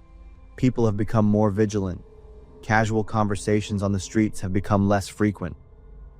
Sometimes the most dangerous person isn't a stranger in the dark, but the neighbor with a friendly smile. I learned that intuition never lies. If something makes you feel uncomfortable about a person, no matter how small, listen to it. Because sometimes the smallest details are signs of something far more dangerous. At midnight in a fancy Houston apartment, Orla was anxiously pacing around the living room. The TV was buzzing with news about mysterious disappearances, and they still couldn't find the person responsible. Orla listened closely to the news, her face showing fear. Suddenly, there was a knock on the door. Orla was startled. It would have been a normal sound during the day. But it was midnight now, and the tension from the news had Orla freaking out. The knocking continued, and Orla walked up, peered through the peephole, and raised her voice. "Who is it?" Suddenly, a white eye appeared in the peephole. "Hello, I'm the building's fire safety maintenance staff." The sight of those white eyes startled Orla again, and she instinctively stepped back. That guy looked like he was trying to peek into Orla's place through the peephole. Orla was totally thrown off and answered with a stutter. Are you here to check the fire stuff at midnight?" "This is my last stop, trying to wrap up today so I can have tomorrow off. Hope you'll help me out." Orla was still really unsure and cautious, but the guy kept knocking harder, so Orla had to open the door. As soon as Orla opened the door, someone pushed it quite forcefully from outside. In front of Orla was a guy, around 40, dressed in a staff uniform. He said his name was Julian and flashed a big smile. He had a special tool in one hand, gripping the doorknob tight with the other and bracing his foot against the door. Seeing Orla looking worried, Julian said he'd try to wrap it up fast and head out, since he was beat after a long day. Orla stepped aside to let Julian come in. Getting inside, Julian didn't get to work right away. He sat down on the couch, checking out Orla's place with a smile. Julian started talking nonsense, acting all confident about it. Orla was still by the door, looking totally confused and worried. Orla kinda shrugged and gave short answers to Julian's questions, looking pretty uncomfortable. Orla reminded Julian to get back to work, and he instantly dropped his smile and stopped his rambling story. Julian glanced at Orla, a bit annoyed that she interrupted him. He got up and started checking around the fire alarm in the living room. Only then did Orla finally feel brave enough to step away from the door and head to the kitchen. As soon as she walked past Julian, he joked with her. "Do you know about all those disappearances lately? They're saying all the victims were young girls who lived by themselves." Orla looked at Julian's face and got chills, clearly worried. Orla stood there like she was glued to the floor. She kept her eyes on Julian, watching his every move closely. Orla noticed something weird about this guy, and to top it off, she was alone. Orla was trying to figure out how to kick him out of the apartment as soon as possible. After checking the fire stuff, Julian just walked into the bedroom without even asking. Orla was lost in thought, unable to react quickly. Orla yelled out, but Julian had already gone into the bedroom. When she walked in, Julian was grinning at her pajamas laid out on the bed. Orla nervously told the guy to come back tomorrow for another checkup. Julian, of course, didn't listen. He was being super sarcastic about it. "You shouldn't be alone, sweetheart. It's not safe." After saying that, Julian went into the bathroom chuckling to himself. Orla immediately dashed to grab a stun baton from the drawer, turned off all the lights in the house, and stood by the bathroom door. Julian didn't react one bit. With the stun baton in her hand, Orla could hear her heart pounding loudly in the eerie silence. Julian bolted out of the bathroom. He used his strength to overpower Orla and pin her down. Julian tossed the baton aside, but Orla was hell-bent on fighting back, no matter what. Julian ripped Orla's shirt, intending to assault her. His smile made Orla feel sickened. At that moment, the TV was still on, with more clues about the guy behind the recent disappearances on the news. Caught on a convenience store camera, the culprit is a tall, attractive woman with long hair. She was wearing tight black clothes. Julian freaked out when he heard the news on TV after coming back to the bedroom, like he just figured something out. He glanced at Orla and then the bathroom. When Orla saw her chance, she kicked Julian hard in the balls, making him scream in pain. Orla dashed over to grab the baton off the ground, making a wicked grin. She pressed the button on the baton firmly against Julian's thigh. Orla cracked up at Julian's agony. She stepped away briefly and came back with a sharp knife in hand, pointing it right at Julian's face. Turns out, Orla's the one behind the disappearances. In the bathroom, Julian spotted the outfit she always wore when she was up to no good. Getting caught by camera, she's been glued to the news, feeling all worried and unsure. Even though Julian kinda knew Orla's true self, he couldn't resist his desires. Thinking he could totally get Orla to give in, he didn't split right away, but wanted to mess with her a bit first. Julian was freaking out, bawling his eyes out and begging Orla to let him live. But with the icy heart of a killer, Orla's answer was a flat-out no. 2 days later, the news said another person had gone missing in the city. This is the first man to go missing out of all the cases so far. I'm Isaac, 40 years old, and I have a small family with my wife and our 5-year-old son, David. We were married for almost 10 years before we had David. David hasn't been as lucky as other kids. His brain development is slower than what's typical for his age. We still love and cherish him, and we want to give him the best we can. But ever since we had David, we have had a lot of tense arguments about how to raise him. My wife always wants everything to be systematic and scientific, while I prefer our child to develop more naturally. A lot of times, our discussions have turned into arguments, even right in front of David. One time, my wife and I got into such a heated argument that we ended up breaking some stuff around the house because I just couldn't calm down. David was standing near the dining table, trembling and crying because he was so scared. My wife covered her ears, screaming and crying. I figured the best way to handle it was to grab David and just leave the house. I drove him to the playground at the park, which was a few miles away. Sitting in the car, the boy kept crying and looked at me with a scared expression. I don't even remember how I drove to the park. Everything was so blurry. When we got to the playground, I tried to cheer him up by laughing and joking around to help David feel more at ease. After a bit, David started laughing too, and we played on the slide together. David ran through the colorful plastic tubes and slid down, and I chased after him, pretending to be the boogeyman to make the game more exciting. David was freaking out because the boogeyman was chasing him, so he quickly sat down, ready to slide down. I stood at the bottom of the slide to catch my son, but David never came down. I called out for David and started searching every corner. My mind was racing, and I didn't even know how much time had passed, but I was so exhausted that I just collapsed next to the slide. I woke up in the hospital with a doctor, a nurse, and some police officers there.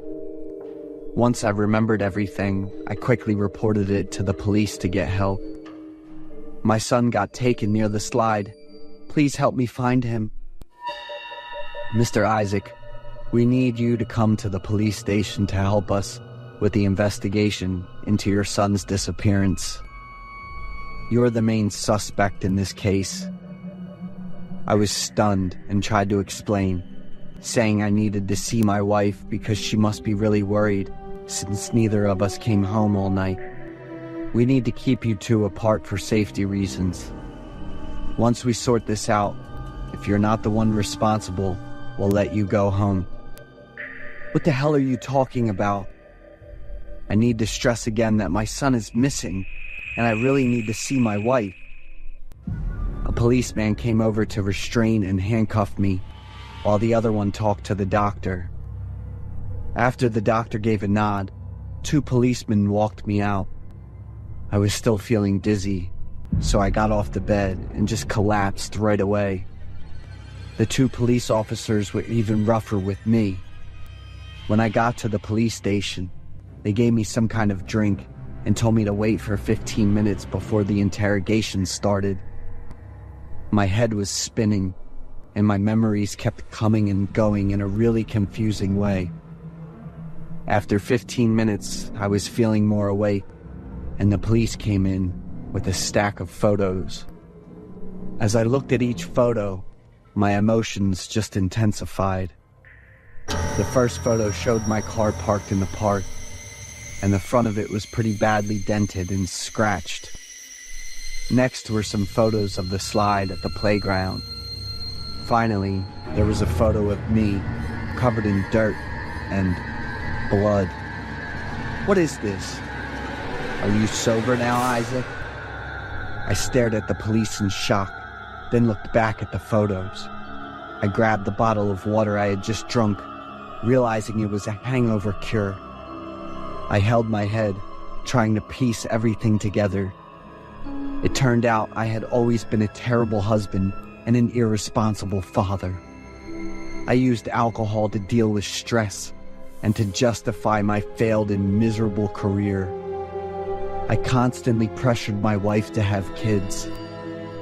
When my wife gave birth to David, I didn't care about him at all. I was always half sober and half drunk, which scared and pushed him away.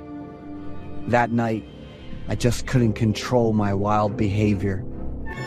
Because of the weird prank and me looking like a real boogeyman, David panicked, slipped, and fell from the slide to the ground, and I hid David in the bushes, about a mile away from the playground. On the day I faced my wife in court, I couldn't bring myself to look at her, even for a second. We settled both the divorce and David's case at the same time. I lost everything and paid for my selfishness and carelessness with a 20-year prison sentence. I'm Elon. I'm a high school student in Houston, Texas. I'm an open-minded individual and quite enjoy extracurricular activities at school. One time, my class was informed that they would participate in a community service cleanup session at a local park. Even though I wasn't very excited, being able to run outside was better than having to sit and study, I thought. It was Sunday morning. We arrived at the park at 9 o'clock and were assigned areas to clean. This park has just been built in recent weeks, and there are still some areas in the finishing stages. Me, Anna, and Max were assigned to clean up an area with a very large rock. It was high above my head and placed in a small flower garden. I observed the rock and saw that it had a very strange shape. There's also a cross engraved on the stone, but it seems to be upside down. I told Anna and Max, but they didn't pay attention to what I said. I guess I'm no expert in landscaping, I muttered. Ignoring the stone's strange appearance, we started cleaning. Max and Anna picked grass in the flower garden, and I will plant a few new flowers. We do this while chatting about interesting stories at school. As it neared the end, I started to smell a terrible stench. It was really nauseating. Anna and Max also noticed that unpleasant smell. We went around the area we were responsible for to find out the source, but didn't find anything unusual. At the end of the labor session, all of us were told to regroup. My team has thoroughly checked the area we are in charge of, so we are confident that everything is clean. It was probably some dead mice somewhere else, and the wind brought in the stench. We told each other that and happily left. A few days later, we organized a picnic ourselves at the park we cleaned, this time with Ethan and Mary. Returning to the flower garden the other day, we were happy because the newly planted flower trees were lush.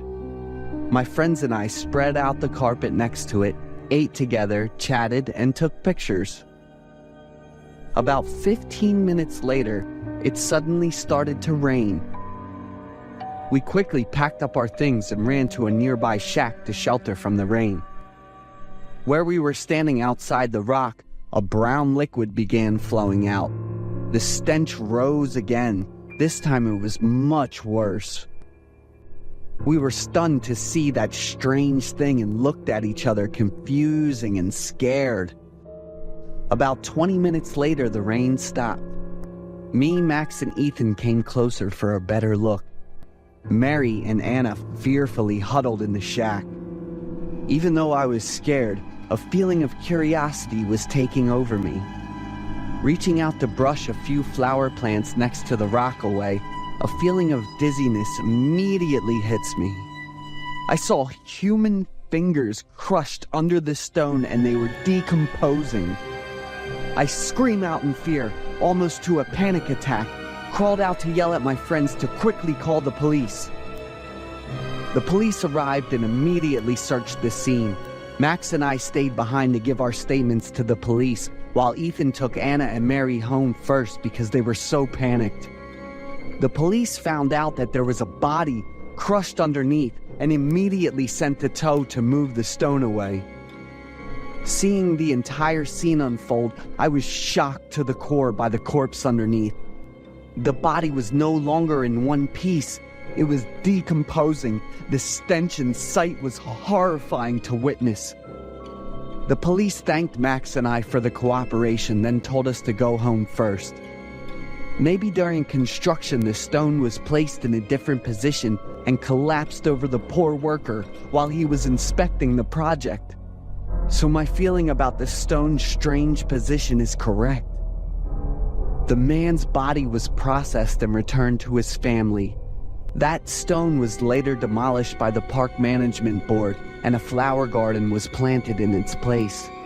To this day, that scene still haunts me. Extracurriculars now brings me the dreads. I always imagined that I would discover another terrible thing around there.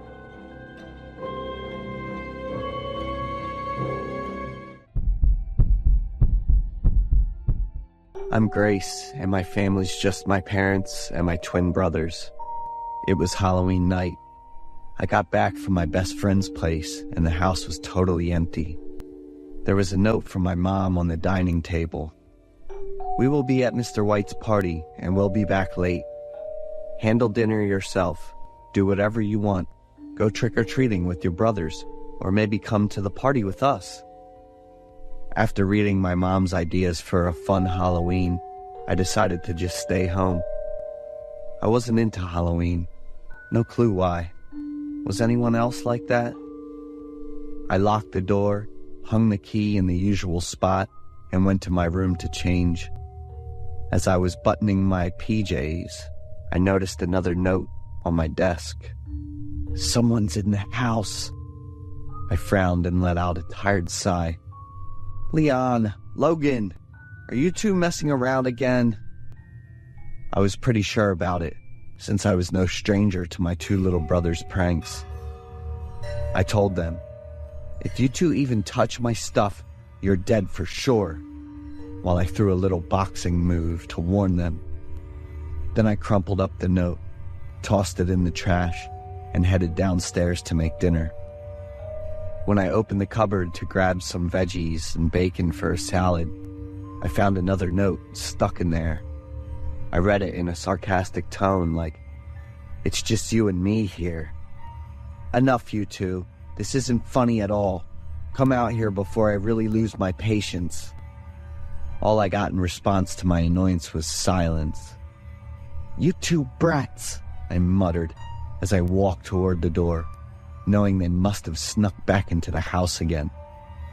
When I turned the doorknob, it was still locked. I turned back to where the key was hanging, but it was gone. I almost missed another note that was stuck on the door. "You can't run." "Leon, Logan, I'm saying it for the last time. Get out here now," I yelled, really mad at those two kids as I kicked the door hard. I ran into the living room, and the bag with my phone was gone too. "What the heck is this?" I said, feeling annoyed, helpless, and a bit confused. "Look at the ceiling." The note on the table made me shake, and my heart was racing. I took a deep breath, looked up slowly, and then just screamed. On the ceiling was Nana, my cat, with a knife stuck in her chest, like she was nailed up there. "Leon, Logan!" I burst into tears and ran upstairs screaming. I ran to the landline, crying and praying, and quickly dialed my mom's number. But it was quiet. The phone line was cut, and I was trapped in my own house. "Oh my God, please tell me this is just a prank." I was seriously scared and panicking. I dashed into my little sibling's room, hoping to find something, but it was all quiet. I cried even louder. I ran back to my room and locked the door tight. In a situation like this, I gotta stay really calm, I muttered to myself, my hands ready to rip my hair out. My heart skipped a beat when I spotted another note on the table in the distance. "You're exactly where I want you." I covered my mouth, trying not to cry out loud, and everything started to blur in front of me. I looked around the room and then spotted the laptop. I grabbed it quick and shot a message to my best friend. "This is serious. I'm not joking. Call police ASAP. Someone broke into my house." All I could do was hide in the corner, crying and praying like crazy. About 10 minutes later, I heard the police sirens and jumped up, rushing downstairs. I was crying and going on about all the awful stuff I'd just been through. My parents and little brothers got home about 20 minutes later. After almost an hour of checking every nook and cranny of the house, the police still couldn't find anything weird. "Grace, behind you," Mom shouted in a panic. I was so close. "Trick or treat." That was what the note stuck to my back said. It had been almost 2 weeks since Halloween, but I still couldn't shake off the creepy vibe from that night. I had to skip school to see a shrink with my mom, and I needed someone with me the whole time. I couldn't skip school anymore, so my parents and little brothers really tried to cheer me up. Going back to school after almost a month, I was super tired, and my face looked all worn out. On top of that, I got hit with a bunch of bad news. Lucy, my best friend, was taking over my cheerleading captain spot. Devlin, my boyfriend, also said goodbye and started hanging out with Lucy. Under the desk, there was another note that said, "You're now in the situation I wanted." Now I got what Lucy's smile meant that morning.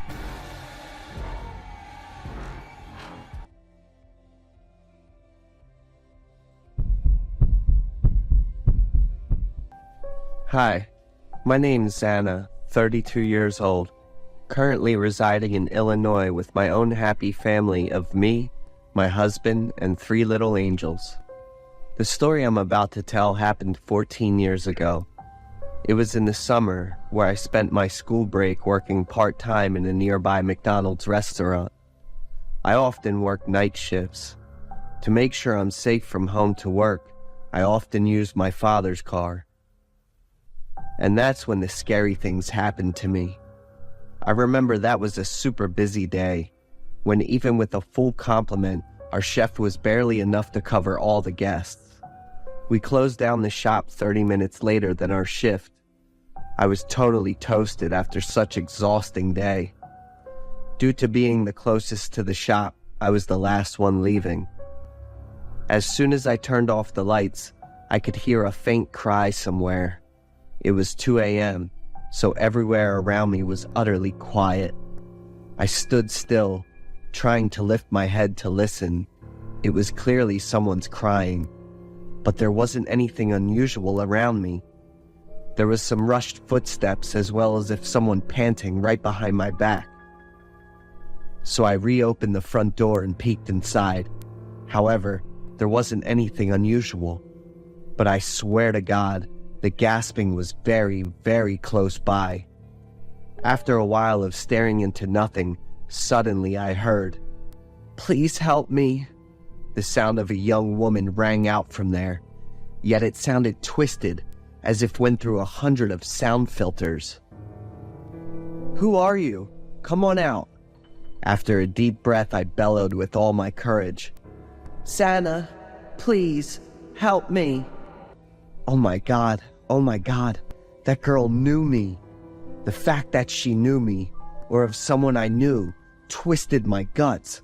"Whoever that is, come on out now," I demanded one more time with all the courage I had mustered. Yet there was no response. Only a quiet wailing answered me. That's it. I had enough of their game, I thought to myself, losing patience. Plus my eyelids and soaring feet were slowly torturing me.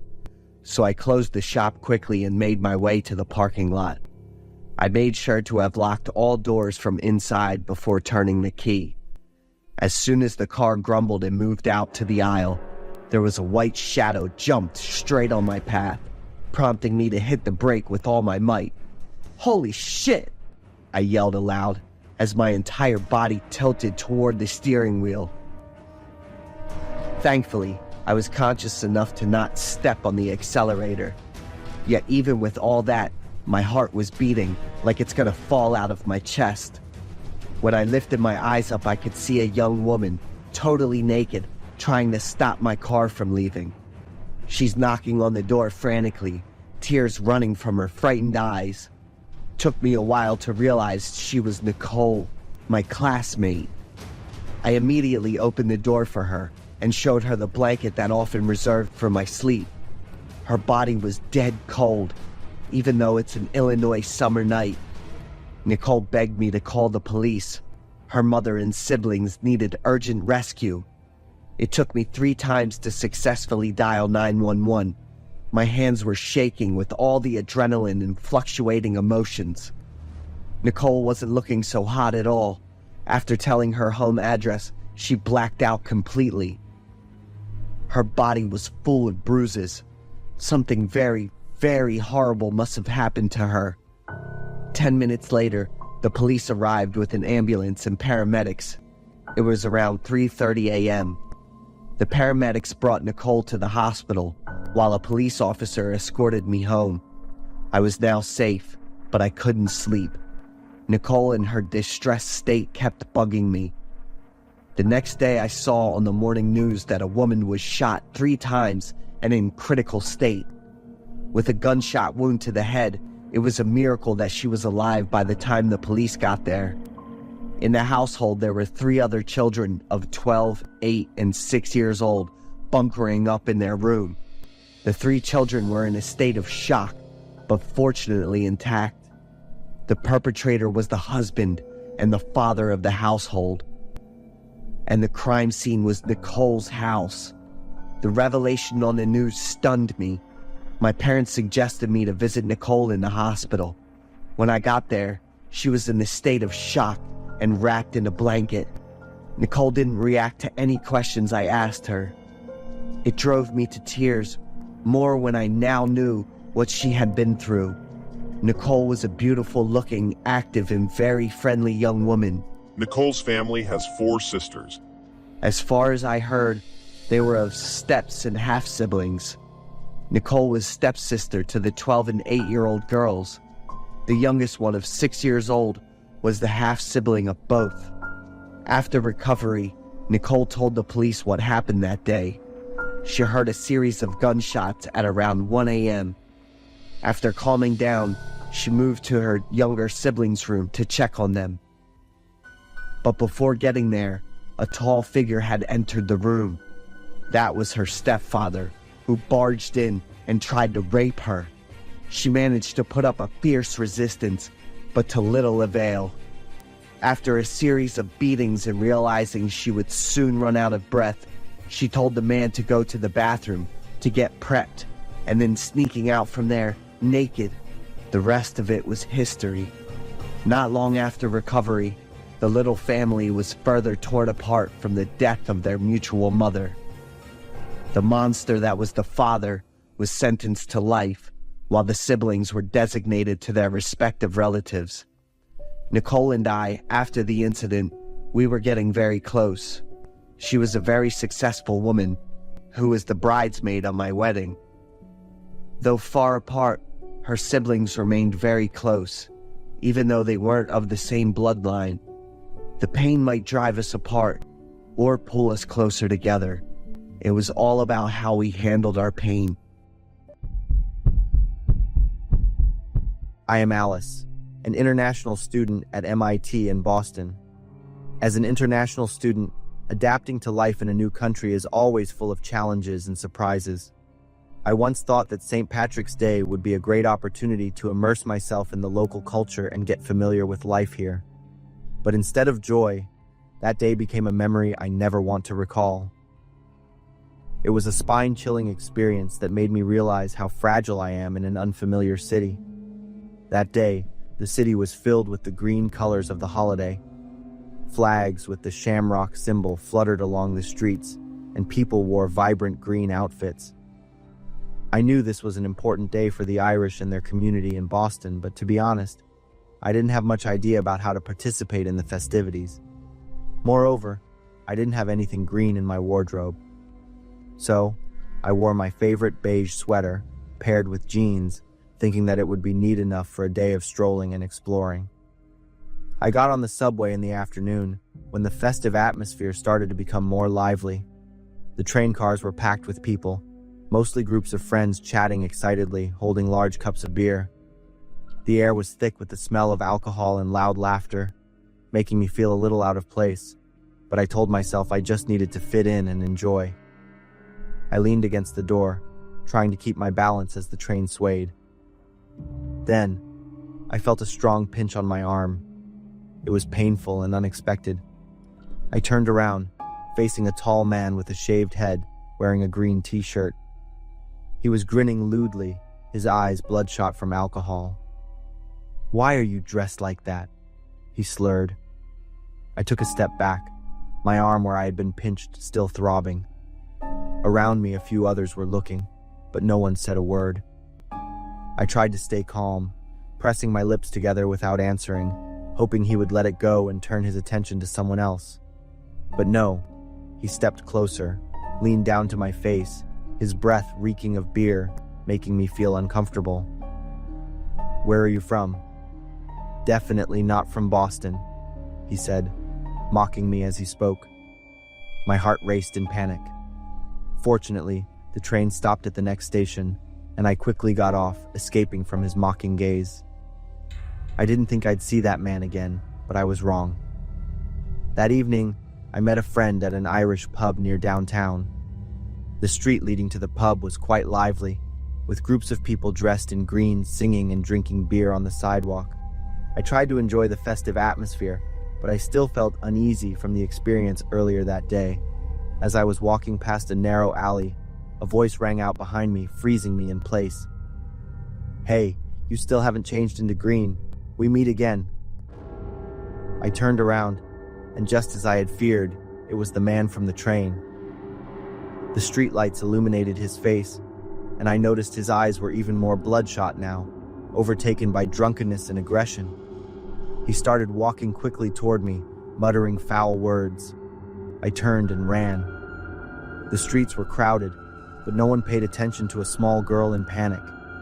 I ran through groups of people laughing and talking, my palms sweaty, breath coming in short gasps. The man was still on my tail, his shouts echoing through the crowd, but everyone just thought it was part of the festive noise of the holiday. I turned down another street, desperately trying to find a place to hide. The lights from the shops and bars weren't enough to make me feel safe. I spotted a small store with an open sign glowing and rushed inside. The man behind the counter looked at me, his face showing surprise. I was out of breath, trying to briefly explain that I was being chased by a drunk man.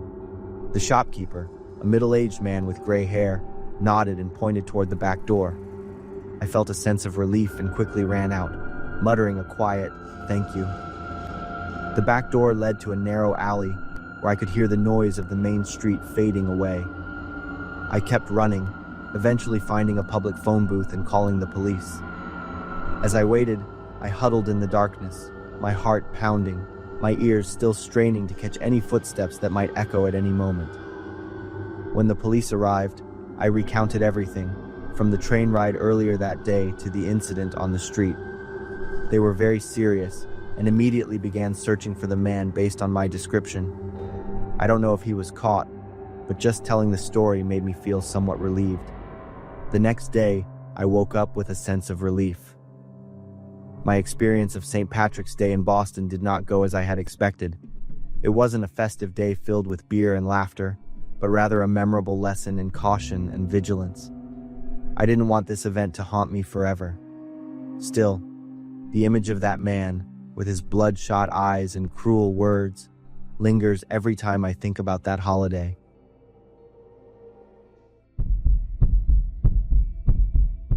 Alden is a perfect guy with all the qualities that any woman would want in a partner. Especially at the age of 35, Alden's masculinity and maturity attract a lot of admirers. Alden is in a relationship with Erica, a girl who has everything in perfect proportion. On March 13th, will you be mine? Your heart will be mine. That is the sweet proposal Alden made to Erica. Unlike other couples, Alden and Erica have been getting to know each other for 11 months. Alden didn't have to persistently court the beautiful woman to win her over. Erica also did not pose any challenges or difficulties. In fact, she had fallen for Alden from the very beginning. Their relationship just needs one more formal proposal to become a perfect couple. Even though Alden has cared for and pampered Erica to the utmost for the past 11 months, Erica has also continuously given Alden the green light, showing her affection for him. But their relationship remains ambiguous. Erica is determined not to propose first. According to her viewpoint, it is the man's responsibility to take the initiative. Erica takes care of her appearance, participates in classes on sports, cooking, art, and more. She continually improves herself, setting the goal to always be perfect and attractive. There are also many suitors around Erica, but she only has eyes for Alden. As for Alden, there are times when he shows indifference in the relationship. His words are very sweet and loving, but they are also full of underlying meaning and a hint of teasing. But Erica doesn't realize this. To her, Alden occupies her entire heart and mind. Alden has not given Erica any confirmation, which leaves her constantly worried. Erica is very afraid of losing Alden. It's not hard to see that the women around him have feelings for him. Moreover, their relationship is not official and clear, so Erica cannot assert her claim. A princess is always associated with images of beauty and perfection, but it's not only princesses. There are also witches with an enchanting, deadly allure. Erica has a blend of both. She once planned and staged a car accident. The victim was a young and beautiful girl, and as a result, she was left paralyzed from the waist down just for standing too close to Alden at a party. Not stopping there, Erica did not hesitate to gift a few scars on the arms, legs, and even the face to the girls who intended to flirt with Alden. One rival, who was extremely determined, declared that she would confront Erica and pursue Alden to the end. She is Daria, who possesses everything Erica has and more, namely the allure of youth and beauty. But just a week later, Daria vanished without a trace. The police searched for Daria for 6 months, and the clothes they found in the forest contained Daria's DNA. But it still has not been determined whether she is alive or not. Are you satisfied with what you've done? Alden's unexpected question left Erica stunned for a few seconds. Of course, I'm willing to do anything for you. Alden knows something. He just smiled and nodded. The moment Erica had been waiting for arrived. Alden proposed right in the car when he brought Erica home. Of course, she agreed without a second thought. But why March 13th?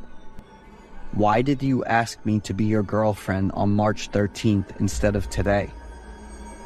That day is very special to me, and I want you to be a part of that specialness too. Alden's words melted Erica's heart. She loved Alden very much. On March 13th, Alden invited Erica to his home for dinner.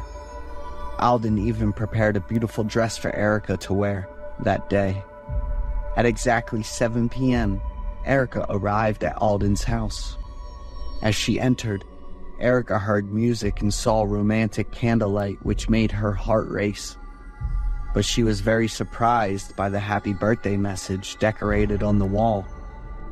Alden stepped forward, holding a birthday cake with a lit candle in the shape of the number 36 on top. You didn't tell me your exact birthday. You are the most wonderful gift. Will your heart be mine?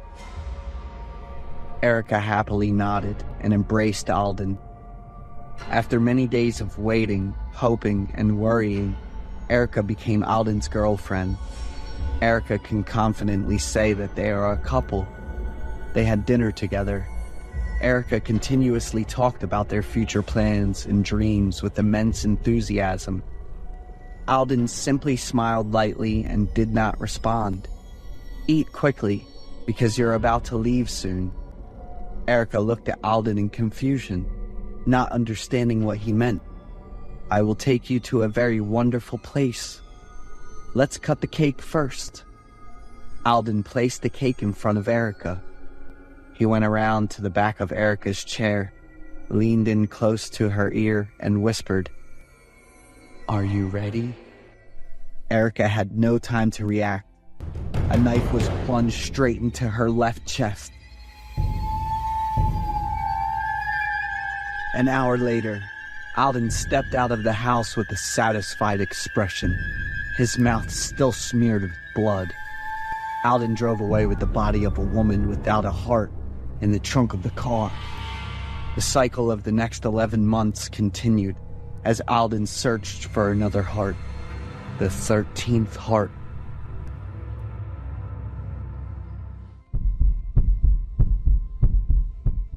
I'm Elaine, 32 years old, and a busy single mother with a 7-year-old daughter, Mia. I'm happy with my current life.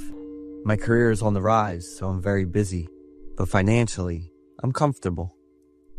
Mia is a well-behaved, thoughtful, and incredibly warm-hearted little girl.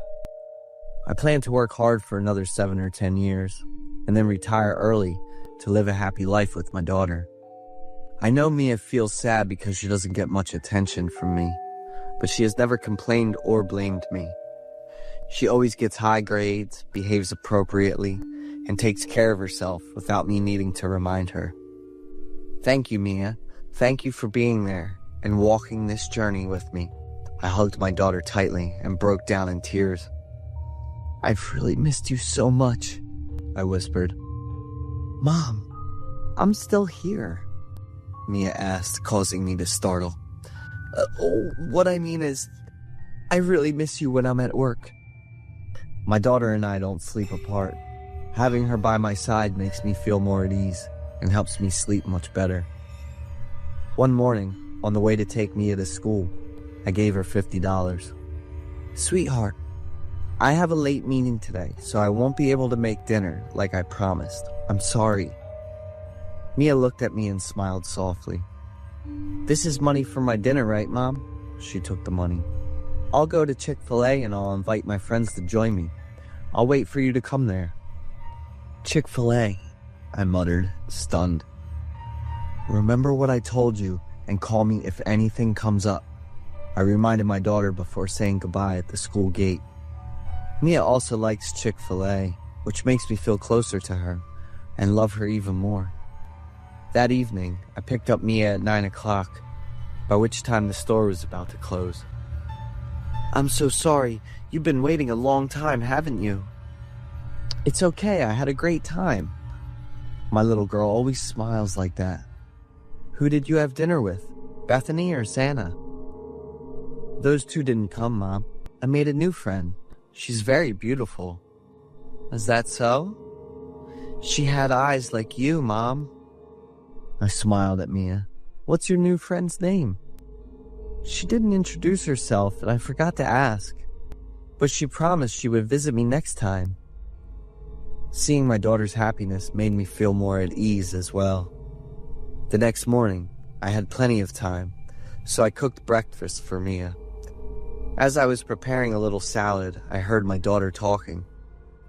Do you like this egg dish too? My mom cooks it really well, right? Mia, I called my daughter. Who are you talking to? Carrying the plate of salad to the dining table, I saw my daughter sitting alone. My friend. She said the eggs you made are really delicious. Your friend? Where is she? Why did she come to our house so early? I asked, quite puzzled.